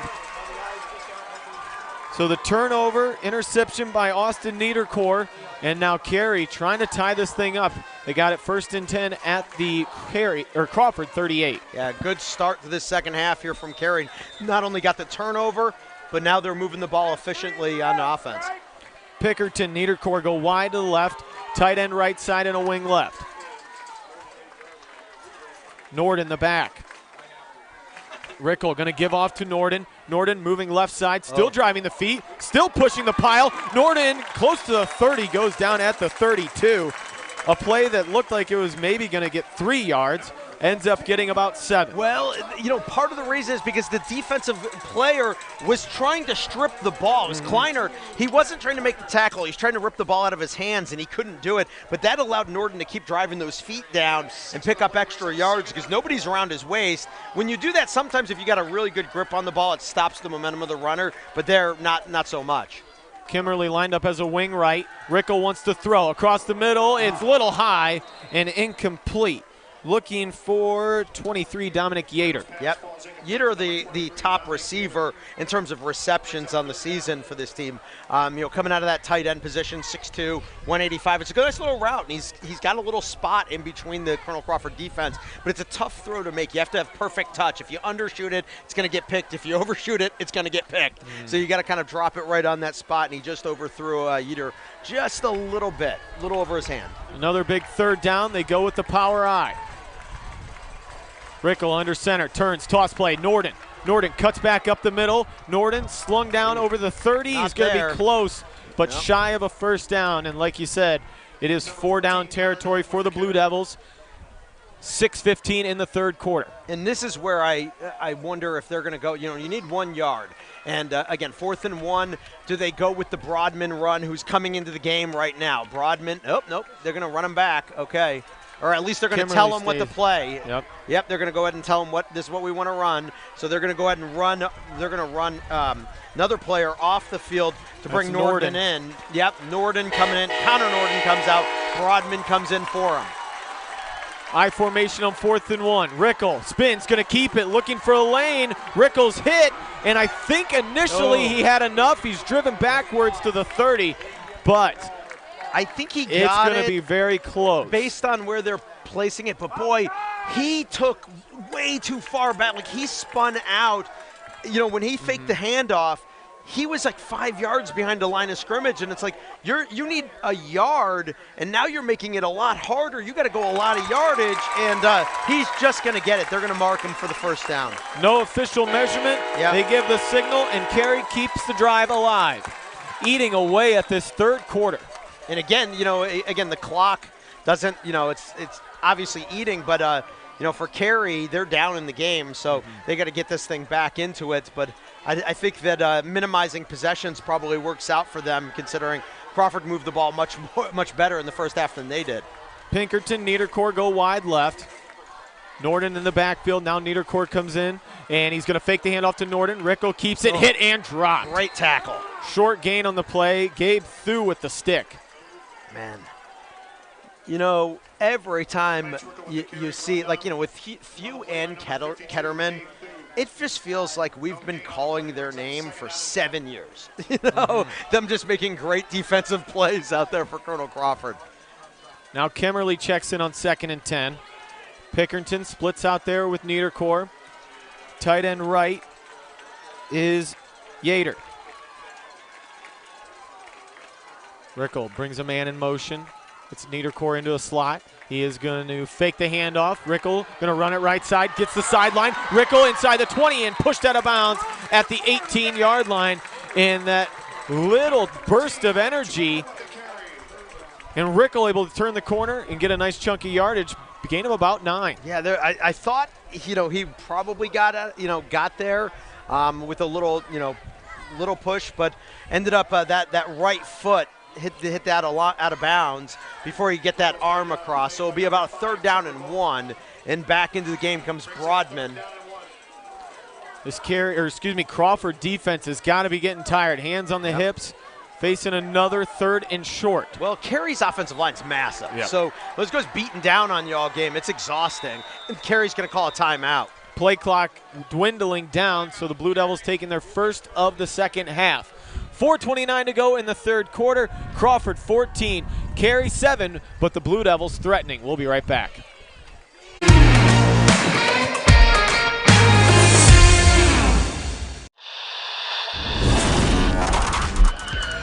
He's going to send a line drive down the field. It'll be fielded on the bounce. That is Schieffer. Schieffer finds a hole at the center. Schieffer turns on the burners. Schieffer could go. He's at the 50, 45. He's got one man to beat. Schieffer with the ball in his left hand. He's going to take it to the house. Whitford opens up the second half with the kick return touchdown.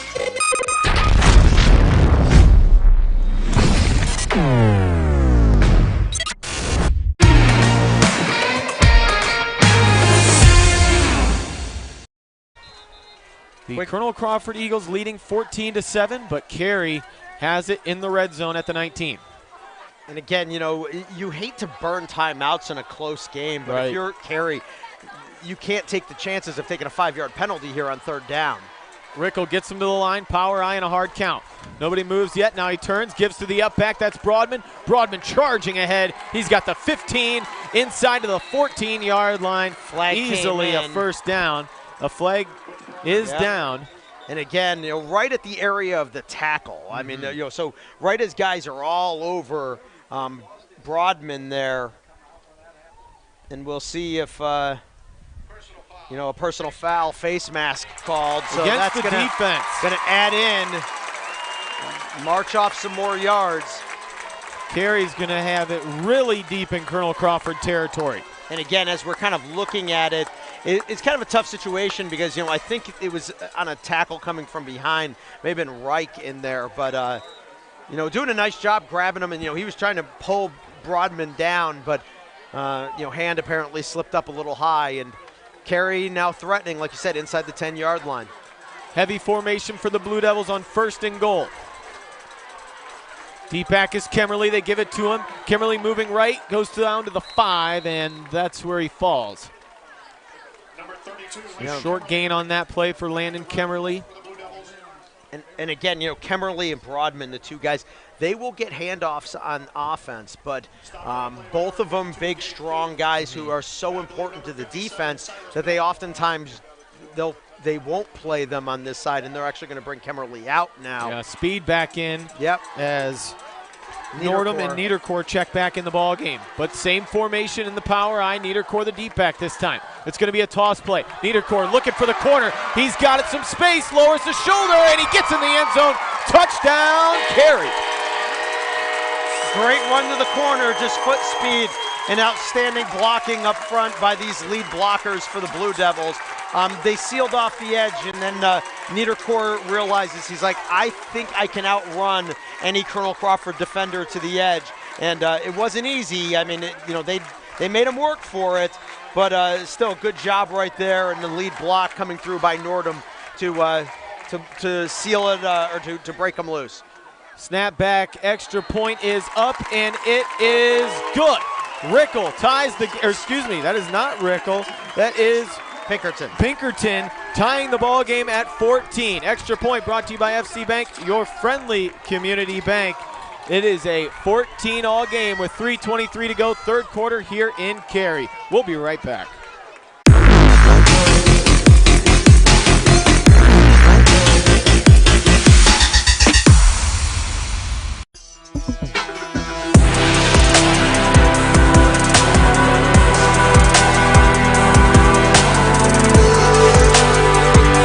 Number 1 receiver coming from the Shelby Whippets, Isaiah Ramsey. He's caught our attention over here, and we're certainly going to keep an eye on the Willard Flashes. We will see you next week on the Stat Leaders, brought to you by Spitzer of Mansfield.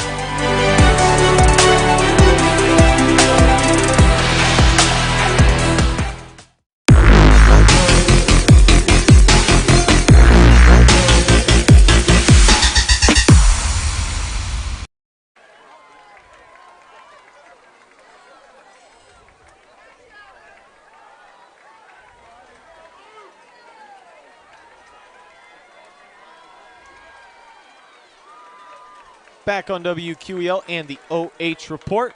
Here goes Rickle. He's going to send another bouncer down the field. Fielded by number 7, Lucas Foy once again.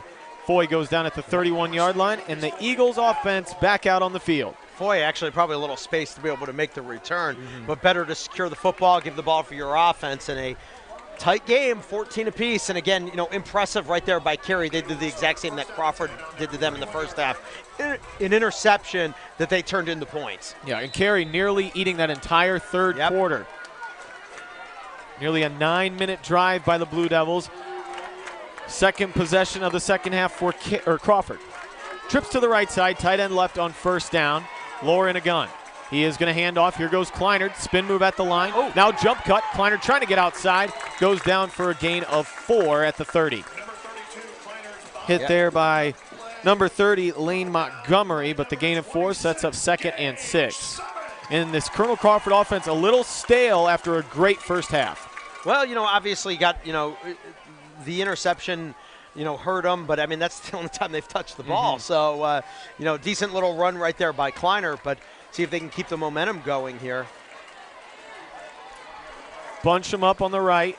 Now they shift formations as Lohr goes under center. Double wing.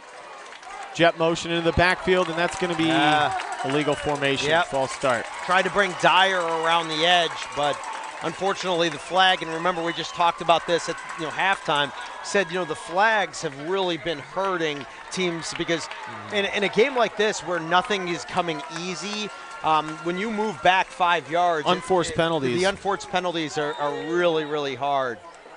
So 5-yard penalty will back them up. It'll be 2nd and 11. Here's Vogt wide left. Now they shuffle around in the backfield. We'll run it again. Lohr fakes the toss. Oh, he's got a man open over there, and a sliding catch made in the flats.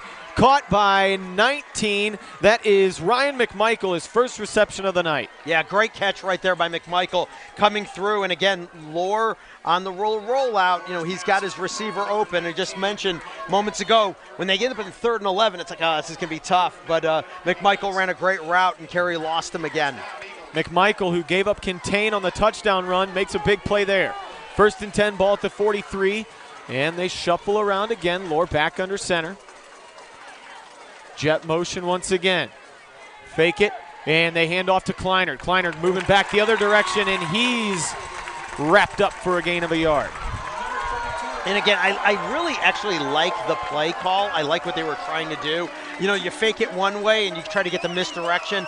And again, every once in a while, if you get a hyper-aggressive defense, that's a play like that that's going to break something open. But Carey defensively read it very well. 2nd and 9 for the Eagles. Vogt wide left, 2 backs in the backfield with Lohr. Now checks the sideline to Coach Bruner. He's going to change the play. He is going to hand off to Kleinert. Kleinert with a head of steam. Kleinert did the first down and more. Kleinert still moving, and he's pushed out of bounds inside the 40. We'll see where they mark it at, maybe about the 40-yard line. And Kleinert with a big carry there. Picks up another Crawford first down. Yeah, a 15-yard pickup right there for Kleinert. And Colonel Crawford's moving the ball once again. Again, they had the turnover that started this drive, but this is only 2nd time with the ball in the second half here. And this time they're efficiently moving the football down the field. Niederkorn on an island out here with Vogt. They're going to fake the handoff. He wants to throw it to him. He's open, but instead they go to Kleinert, and Kleinert can't get away from the defender.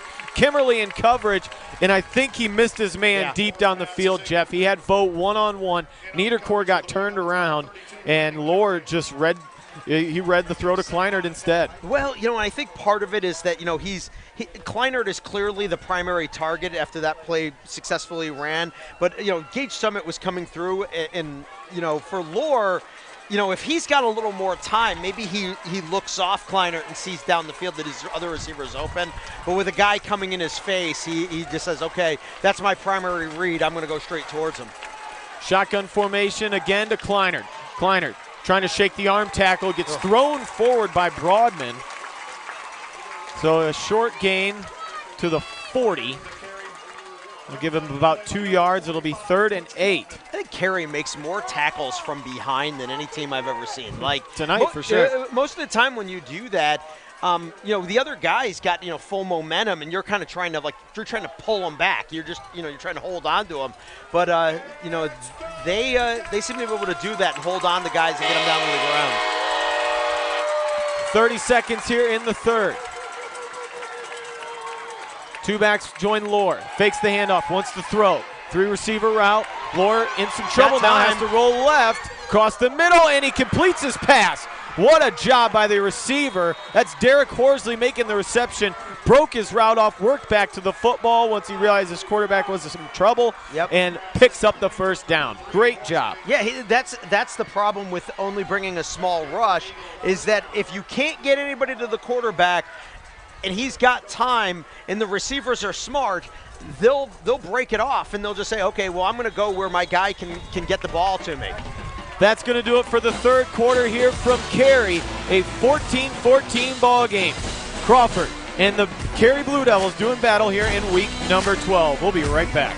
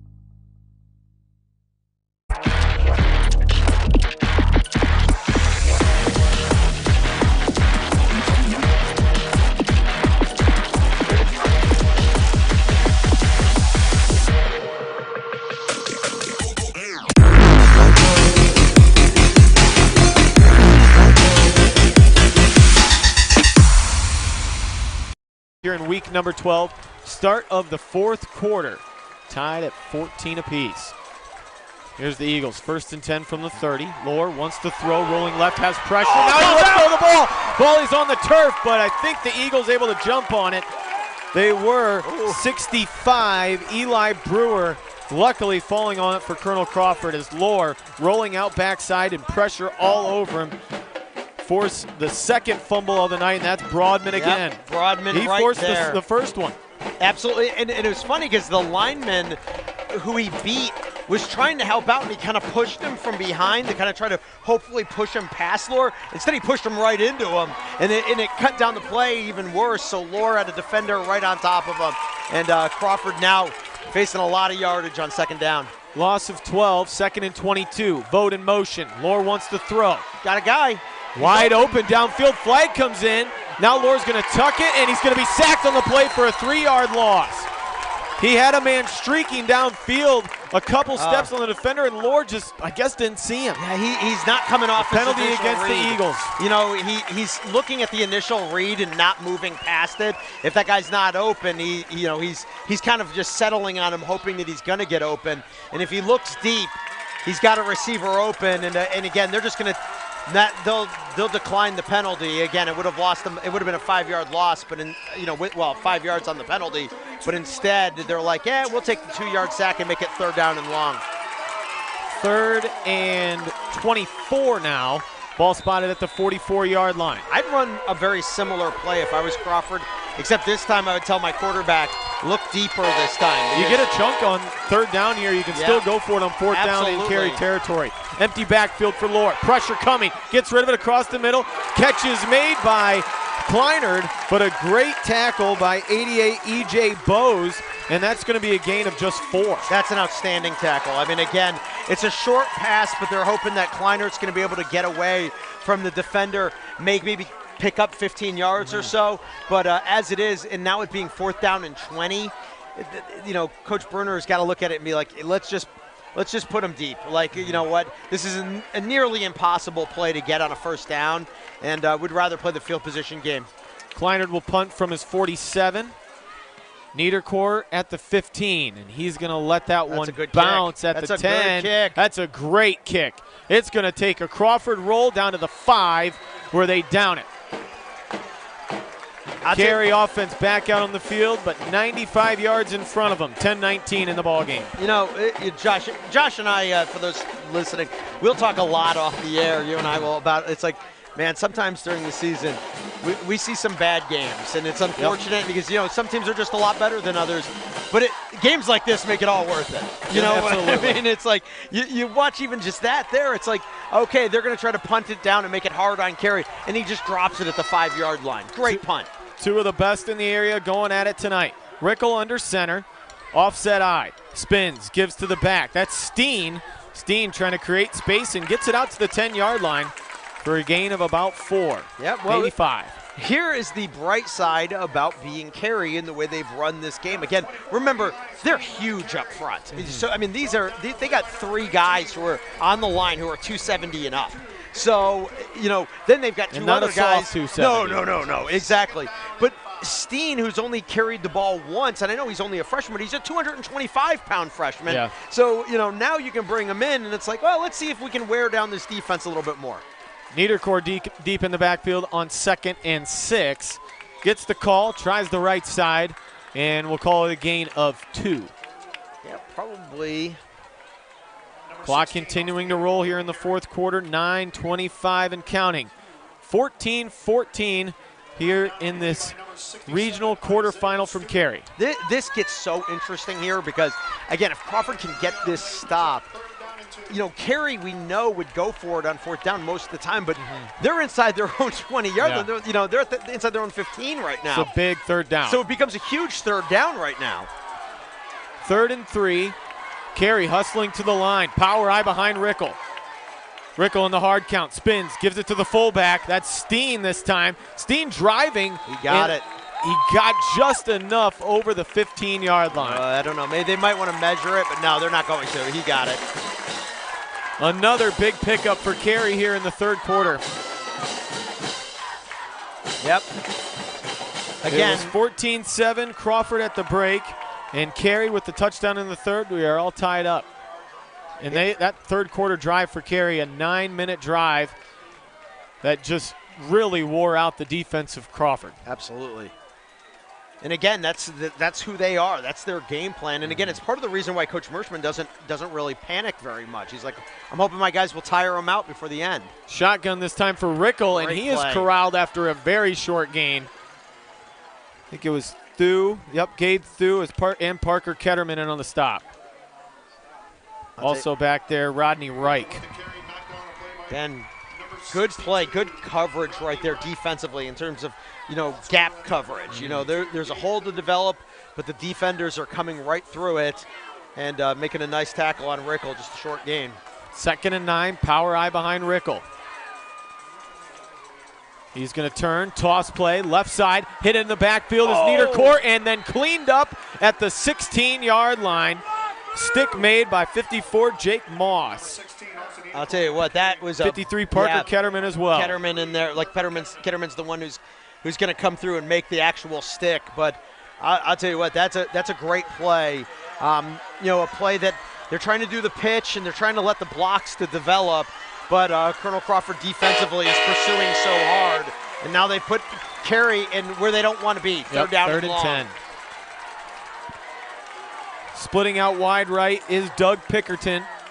Now Niederkorn will motion from the slot to the wing. Faking the handoff. Here's Rickle, and he is hitting the backfield and dropped. Maybe got back to the line of scrimmage on that play, but Parker Ketterman once again bringing these Eagle fans to their feet. I'm telling you, you know, for those who don't, you know, watch a lot of football or whatever, and you wonder why would Coach Bruner punt on the previous down? I'm like, because it's so hard to get the ball moving when your back is against the end zone. And even there, 3rd down and 10, he's like, I don't have a lot of faith in my passing game. I'm just going to have to try to punt it away. A little bit of a high snap and a short kick. Vogt standing at the 50. It bounces out of bounds, and they're going to have great field position at the Eagle 46. Yeah, I'll tell you what, that's pretty stinking good, you know, if you're Colonel Crawford to start a drive. And again, that's the game you're in right now. 6:43 left, and they're in the field position football game when it's 14-14. Right. Want to thank everybody for listening and thank our sponsors as well. Eliza and Matt Cole at New to You Bargain Bins, Marion Road across from McDonald's. Daryl Swinehart, Ashley Lutz, Brent Oriens at Ag Credit of Bucyrus, Rob Lutz at the Edgefield Animal Clinic in Marion, and Stephen Josh Stanek at Attica Lumber. Carey, back-to-back N10 titles. Colonel Crawford winning it back in 2020. An epic battle between these two in week number 6 and another one here tonight. Here goes Kleinert on 1st and 10, trying to move to the right side, and he is bottled up. Ball came out late, but the whistle blew. Kimmerly in there. A couple Blue Devils getting to that stop.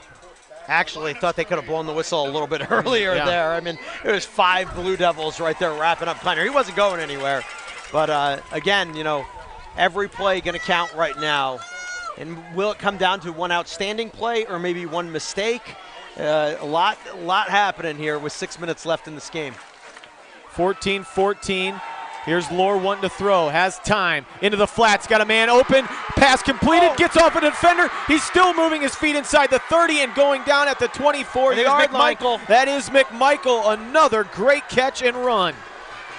Now, you know, what they're doing is they're making sure they pick up Kleinert, and they're losing McMichael, who's going a little bit deeper, so it's hurting them just as badly, maybe even more. Inside 6 minutes to go. Checking into the ballgame for Colonel Crawford is now Tanner Dyer. All 3 backs in there, Dyer, Kleinert, and Micah Thomas. It's Dyer and Kleinert in the backfield, Thomas on a wing right. Now he motions right to left. Lohr under center, turns, fakes the handoff, wants to throw, has pressure, has to step up in the pocket, still with the football now, gets rid of it, just throws it into the Carey sideline, had a receiver somewhat in the area. That was Caden Bruner, but the incompletion will stop the clock and bring up 2nd and 10. Great job avoiding pressure and extending the play, but still incompletion will bring up 2nd and 10. Yeah, so good defense, though, being shown by Carey downfield. Getting some pressure on the quarterback, kind of taking away his initial read, and then even when he looked back down the field, he's like, everybody's got a blue jersey around him. So Lohr actually makes the smart move throwing it away. Burkhart Farm Center Game of the Week on WQEL and the OH Report. Lohr under center. Thomas in motion to the right side this time. Spins, gives to Kleinert. Kleinert looking for a hole and a nice tackle. That was Carter Smiley coming and taking out the feet of Kleinert, but still positive gain up to the 20. Yeah, I like the run, though, 5 yards right there, because, again, remember, they can get some things going here, you know, on a 3rd down where they can get anything going positively. It's going to give Bruner some thought process. Morton's a great kicker. You know, again, booted a 36-yarder in their first game, their only points of the game. He's got a leg, but, you know, he's kicking into the wind this way. Backs on either hip of Lohr. Has the snap in the gun. Hands off Kleinert, and Kleinert's going to get the first down himself. The carry left side, he had Thomas lead blocking, and Kleinert picks up another Eagle first. Oh, they didn't. Clock at 5:10. Not going to have to worry about 4th down. Again, the hole is big, and a great job up front. They're sealing guys off. Outstanding job, especially in there. Jacob Lucius, you know, he's the one who's kind of tasked on that play to take care of Broadman, and he not only sealed him off, but he really took him out of the play. 2 backs again with Lohr in the backfield. He has it, goes to Thomas, and he is almost into the end zone, but tripped up at the 3 was 22 Micah Thomas. Thomas with his biggest carry of the night. They got him from behind, just barely able to get him around the ankle. Just a reach-out grab right there at the last second. Ran through some arm tackles, but Niederkorn bringing him down with the shoestring tackle. Already at 4:24 and counting in the ball game. Wide out left. 2 backs again. It's Kleinert. Kleinert get the call. He's driving his feet, and he goes down maybe a yard that time. Probably got a yard, but not in the end zone.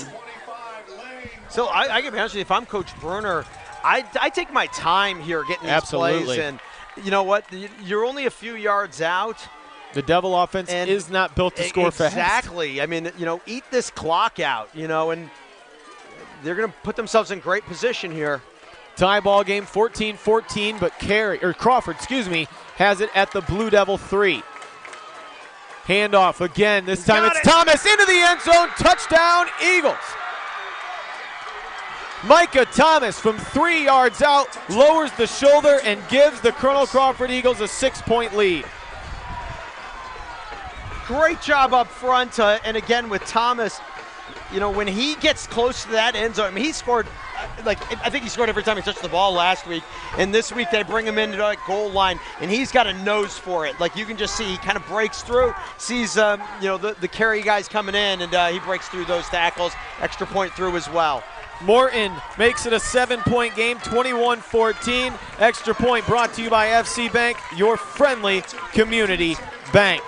Crawford with the lead late in the ball game, 3:42 to go. We'll see what the Blue Devils can do when we come back.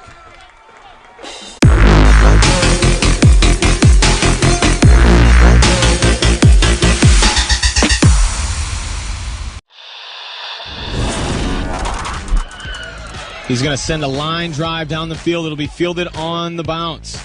That is Schieffer. Schieffer finds a hole at the center. Schieffer turns on the burners. Schieffer could go. He's at the 50, 45. He's got one man to beat. Schieffer with the ball in his left hand. He's going to take it to the house.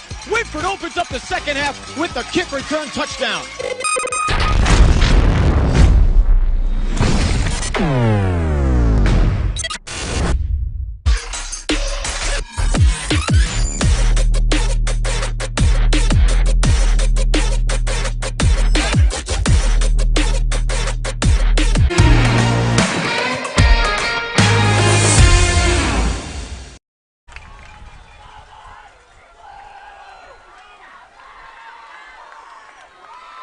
Regional quarterfinals here from Carey.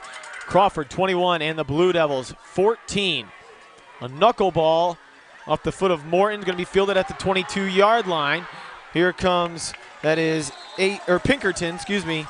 Doug Pinkerton gets the ball up to the 30-yard line, and that's where Carey's going to have it 1st and 10 as they try and tie this thing up with 3:38 to go. Want to thank our sponsors once again, Studer Obringer General Contractors in New Washington, Rod Steiger at Pizza Hut, Bucyrus and Gallion, Lee Plymel at the Plymel Insurance Group, and Ted Coder at the Monarch Body Shop in New Washington.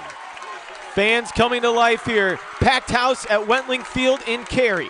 1st and 10 for the Blue Devils. 2 to the left. Rickle in the gun. He is going to fake the handoff, carry it himself. Going left side. He gets by the initial line of scrimmage, and then he is driven down, gang tackled after a 3-yard pickup. Eagles trying to strip it out, but Rickle holds on. I think if you look at the difference between these two games, from the first game to this game, Colonel Crawford in the first game, was trying to just throw the football because they couldn't run the ball at all, and weren't really even effective at that. Carey didn't really run the ball super effective, but they were able to get some passing game going. In this game, it's the opposite. Colonel Crawford's getting the passing game going, and Carey can't throw the football at all. They've become very one-dimensional. Niedercore, Smiley, wide right on 2nd and 7. Rickle's going to throw it. Stepping up, now goes into the flats, left it well short of the intended receiver. Incomplete.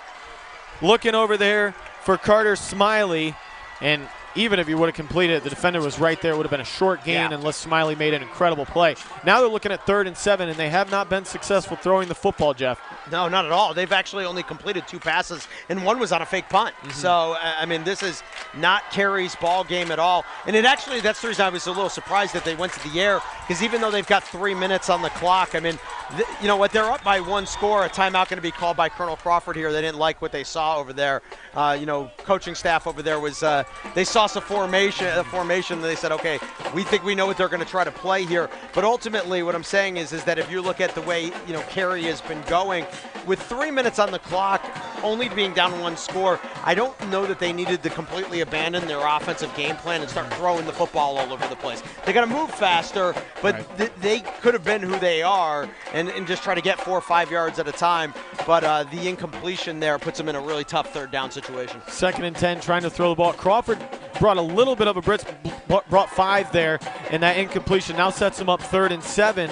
And Crawford, they've been dropping him back most of the night. Ketterman can spy Rickle if he wants, and they've had success doing that. Oh, absolutely. I mean, I think it's a very smart game plan, that Coach Brunner and his defensive staff have put together.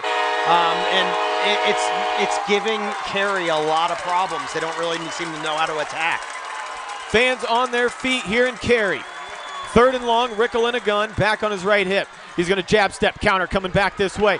That is Norden, and Norden is going to get the 1st down over the 40 to the 41-yard line. That's a big run right there. And again, how about that play call? Again, misdirection going in the other way.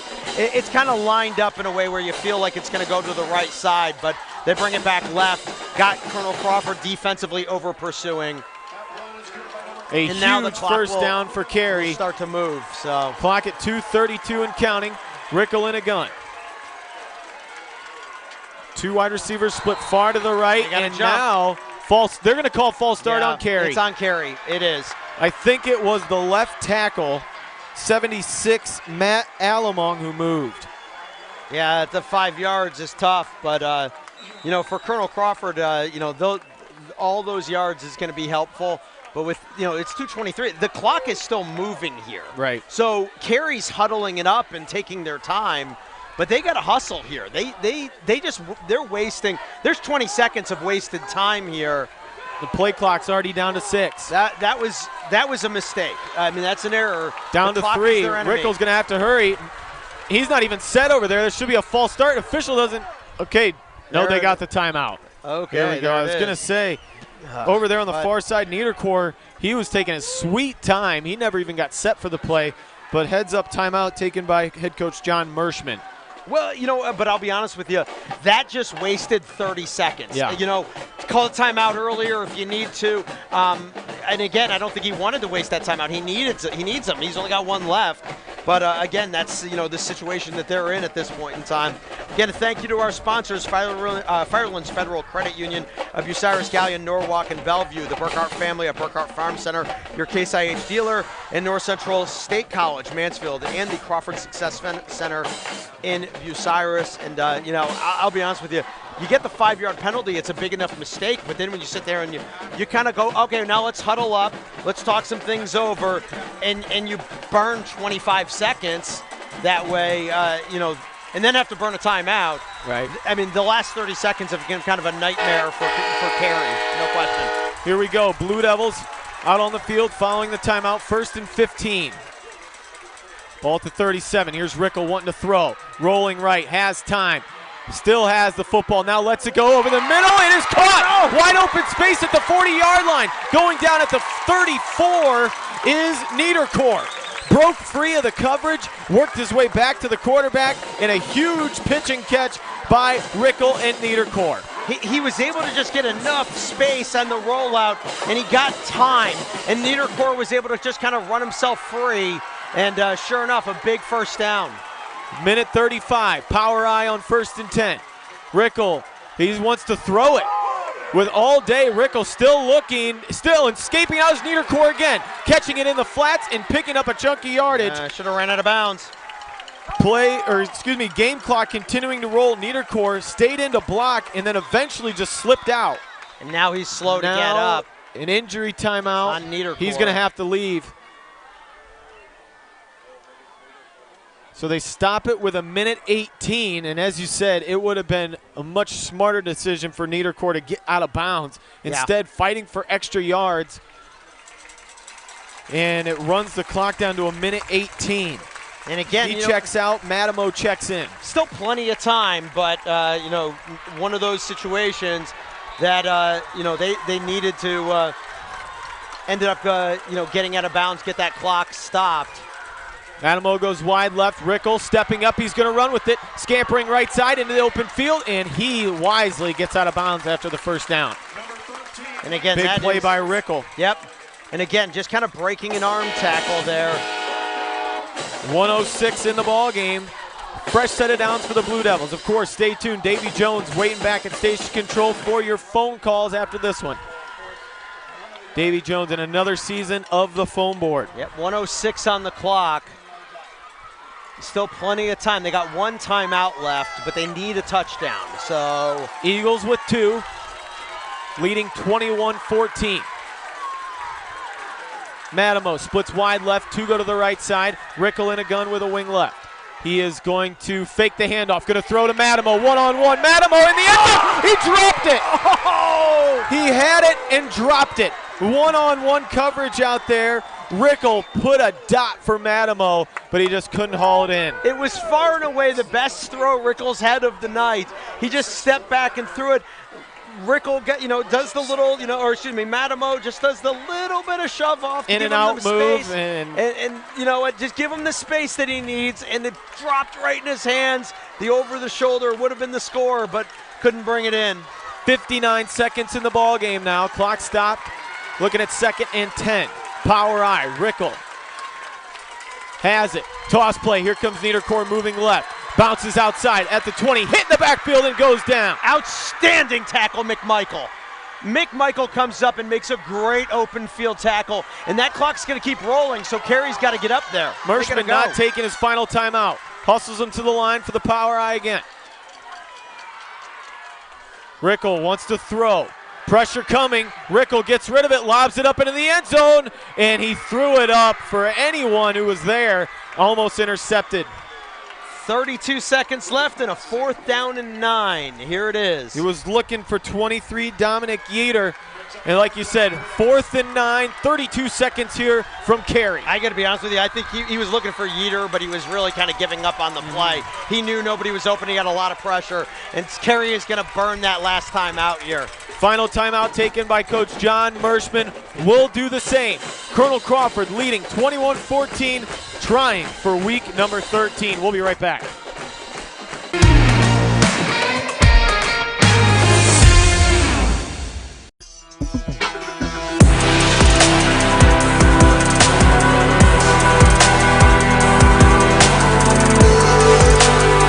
Our number 1 receiver coming from the Shelby Whippets, Isaiah Ramsey. He's caught our attention over here, and we're certainly going to keep an eye on the Willard Flashes. We will see you next week on the Stat Leaders, brought to you by Spitzer of Mansfield.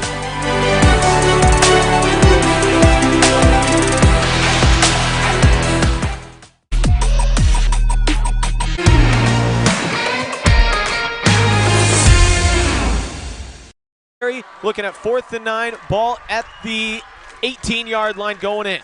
Rickle has the snap, dropping back, wants to throw it. Now steps up, left side, he's going to run it. Rickle gets to the 15, to the 13, he goes down, and that should do it. McMichael makes another great tackle, and that will short it. Yep, that's it. That is going to do it. They mark him shy, and Colonel Crawford comes to Carey and stuns the reigning Division VI state champs. Ryan McMichael with 2 amazing defensive plays, tackles in the open field that stopped the first down, and Colonel Crawford is celebrating. They got half the team out on the field right now because they know all they got to do now is kneel things out. Everybody on their feet on that Eagle sideline, fans starting to file out for the Blue Devils. What a game here tonight in week number 12, regional quarterfinals. Yeah, because Crawford is just 1 snap away from moving on. Yep, this one is over. As long as they don't fumble a snap, which is highly unlikely, it is going to be an unbelievable performance by the Eagles tonight to come up with this victory. Cam Lohr under center, has it. There it is. The kneel down. They avenge their Week 6 loss, and they are moving on in the Division 6 playoffs. Colonel Crawford comes to Carey and knocks him off 21-14.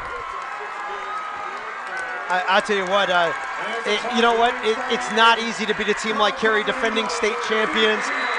But you know what, also, Colonel Crawford, it's also hard. They lost to him last year. They lost to him earlier this year. It would have been so easy for them to hang their heads and say, man, we got to play this team again. But they always believed that they could beat them. I think they believed that they could have beat them in the first game and should have beat them then, and they were able to do so. A huge victory here for the Eagles.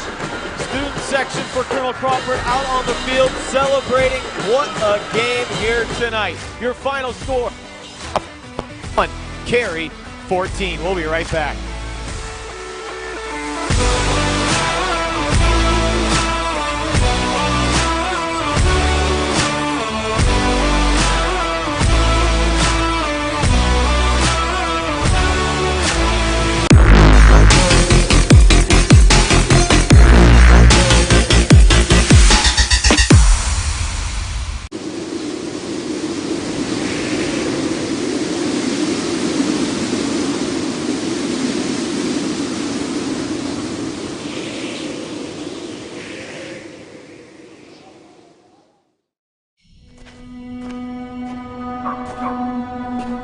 We toil.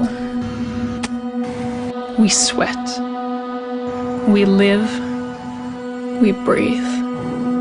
We ache and cry and laugh and bleed. We dance. We play. We love. We nourish. We yearn and wish and hope and cherish. We mend. We heal. We repair. We sow.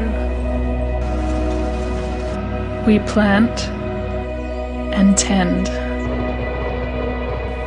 and gather and grow. We feed our families and the world's too. It's a calling, a feeling, real and true.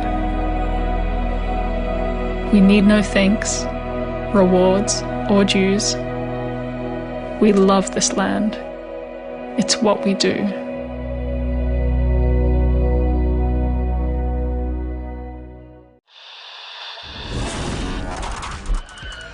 He's going to send a line drive down the field. It'll be fielded on the bounce. That is Schieffer. Schieffer finds a hole at the center. Schieffer turns on the burners. Schieffer could go. He's at the 50, 45. He's got one man to beat. Schieffer with the ball in his left hand. He's going to take it to the house. Whitford opens up the second half with the kick return touchdown.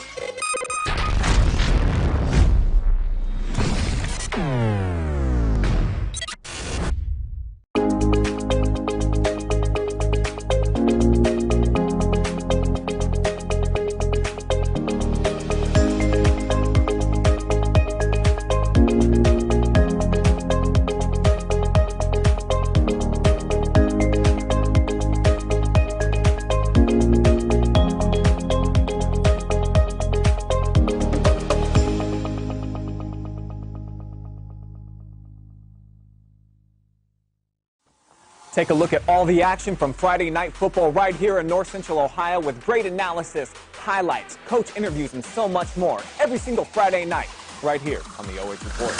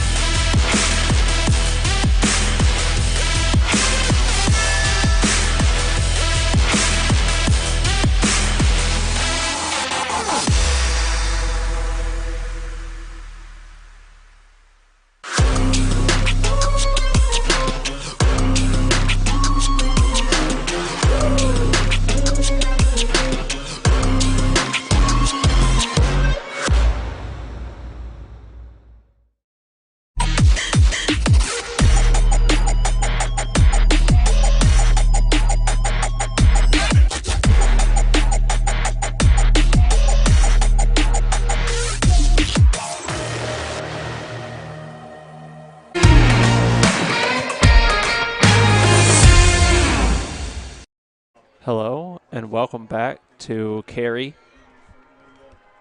Celebration has begun for the Colonel Crawford Eagles and the fans. You see them over there in the corner, seeing the fights on. And we're going to break down some final stats before we get to our player of the game interview. So Colonel Crawford getting a close win, 21-14, avenging their loss to Carey earlier this season.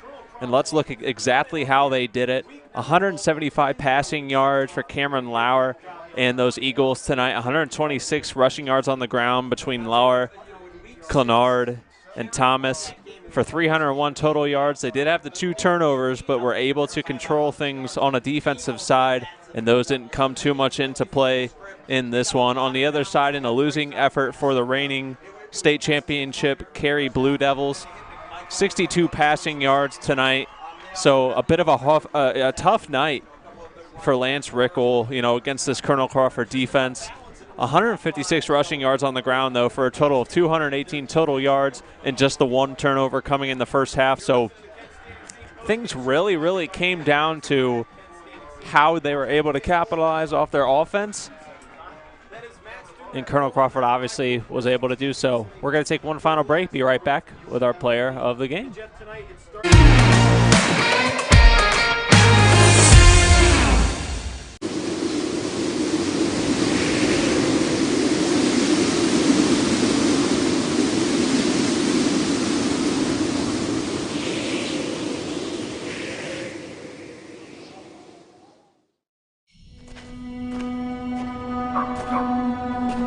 We toil. We sweat. We live. We breathe. We ache and cry and laugh and bleed. We dance. We play. We love. We nourish.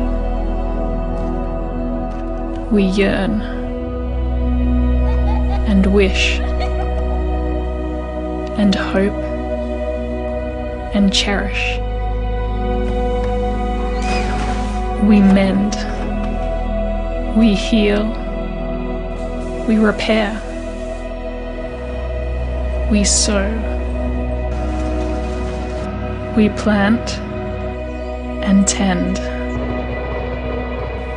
and gather and grow.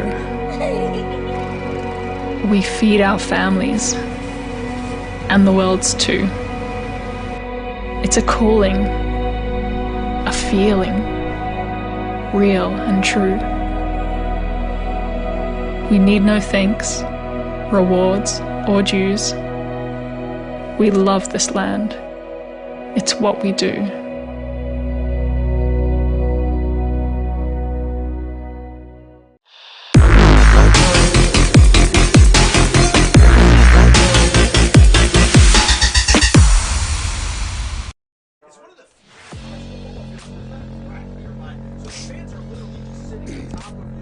Back now with our Baker's Pizza player of the game. It's going to be Colonel Crawford's Parker Ketterman. I don't even know where to begin, Parker. What a huge final possession that it really was there, and stand for you guys defensively. Carey driving, things get chaotic, huge environment, but you guys obviously really tightened down, blocked out that noise, and got a huge stop at the end. What does it mean to just finish that out on a defensive side of the ball for you? Obviously, one of the best defensive linemen in the area.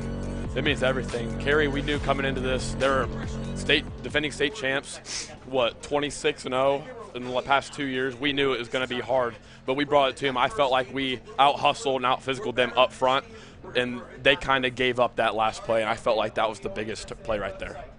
You guys control the first half, really, and, other than a couple turnovers, I don't know if that would have made the score any different than what it was, but got you guys on both lines, offensively and defensively, for you really controlled the line of scrimmage. Talk to me about what you worked on this week to get ready, because it's no surprise that line for offensive line for Carey is pretty big. So what did you guys do to get ready and try and do differently than you did in the regular season?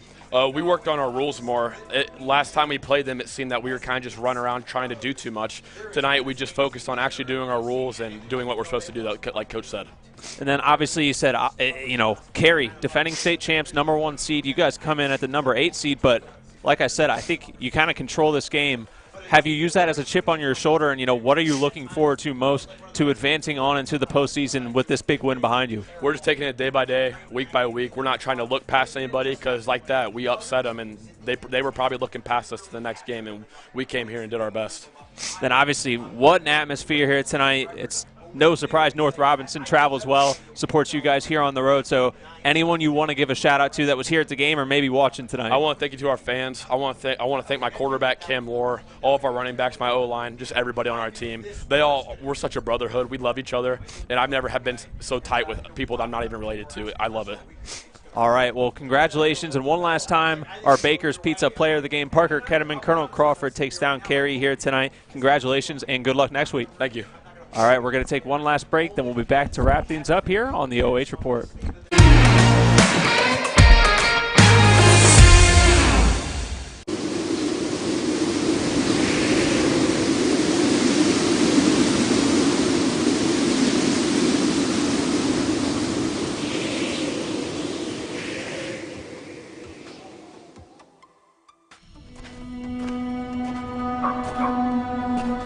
We toil. We sweat. We live. We breathe. We ache and cry and laugh and bleed. We dance. We play. We love. We nourish. We yearn and wish and hope and cherish. We mend. We heal. We repair. We sow. We plant and tend and gather and grow. We feed our families and the world's too. It's a calling, a feeling, real and true. We need no thanks, rewards, or dues. We love this land. It's what we do.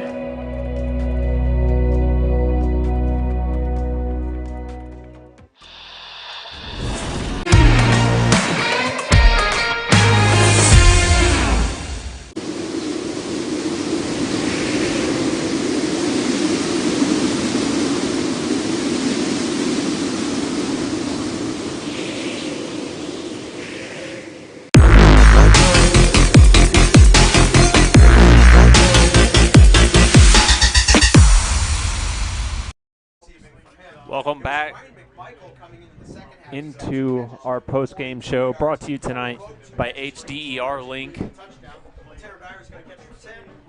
Just heard from our player of the game, brought to you by Baker's Pizza, Parker Ketterman. Throw those final stats up for you on the board one last time as I take a chance to thank our sponsors that brought this game to you completely free tonight. HDER Link, providing reliable, affordable, friendly internet service to residential and business customers. First Federal Community Bank, banking locally just got a little easier. Baker's Pizza, we're proud of our service to the community and even more proud to be the place to go after every local game or to watch your favorite team in action. Come join us today for a great meal and a great time with friends or family. Burson Bakies Insurance, get coverage for auto, home, commercial, farm, life, and short-term medical at Burson Bakies Insurance. Jessica Gossman, real estate agent, meeting all your home buying and selling needs every step of the way. WQEL, WBCO Radio, and Burkhart Farm Center, farmers helping farmers. Stop into their location in Bucyrus today. So there's one final look at those stats. A reminder tonight, the Friday Night Pigskin coming up at 11:30 p.m. We'll break down the 5 games that we covered tonight here in round 2 of the playoffs. But your final score one last time here from Carey. Colonel Crawford 21, Carey 14. But as I mentioned, just wanted to say thank you to all of our sponsors tonight. Thank you to you, the fans, for tuning in. And a big thank you to our friends at WQEL. Jeff Roberts, Josh Stallings on the call tonight. Want to thank my cameraman, Nick Jacobs, and everyone else. Want to thank the Ohio High School Athletic Association and the Carey Athletic Department for letting us be here. You've been watching high school football live and free on the OH Report, powered by Mias Media Productions, the future of local sports. Thanks for tuning in, folks, and we'll see you next time.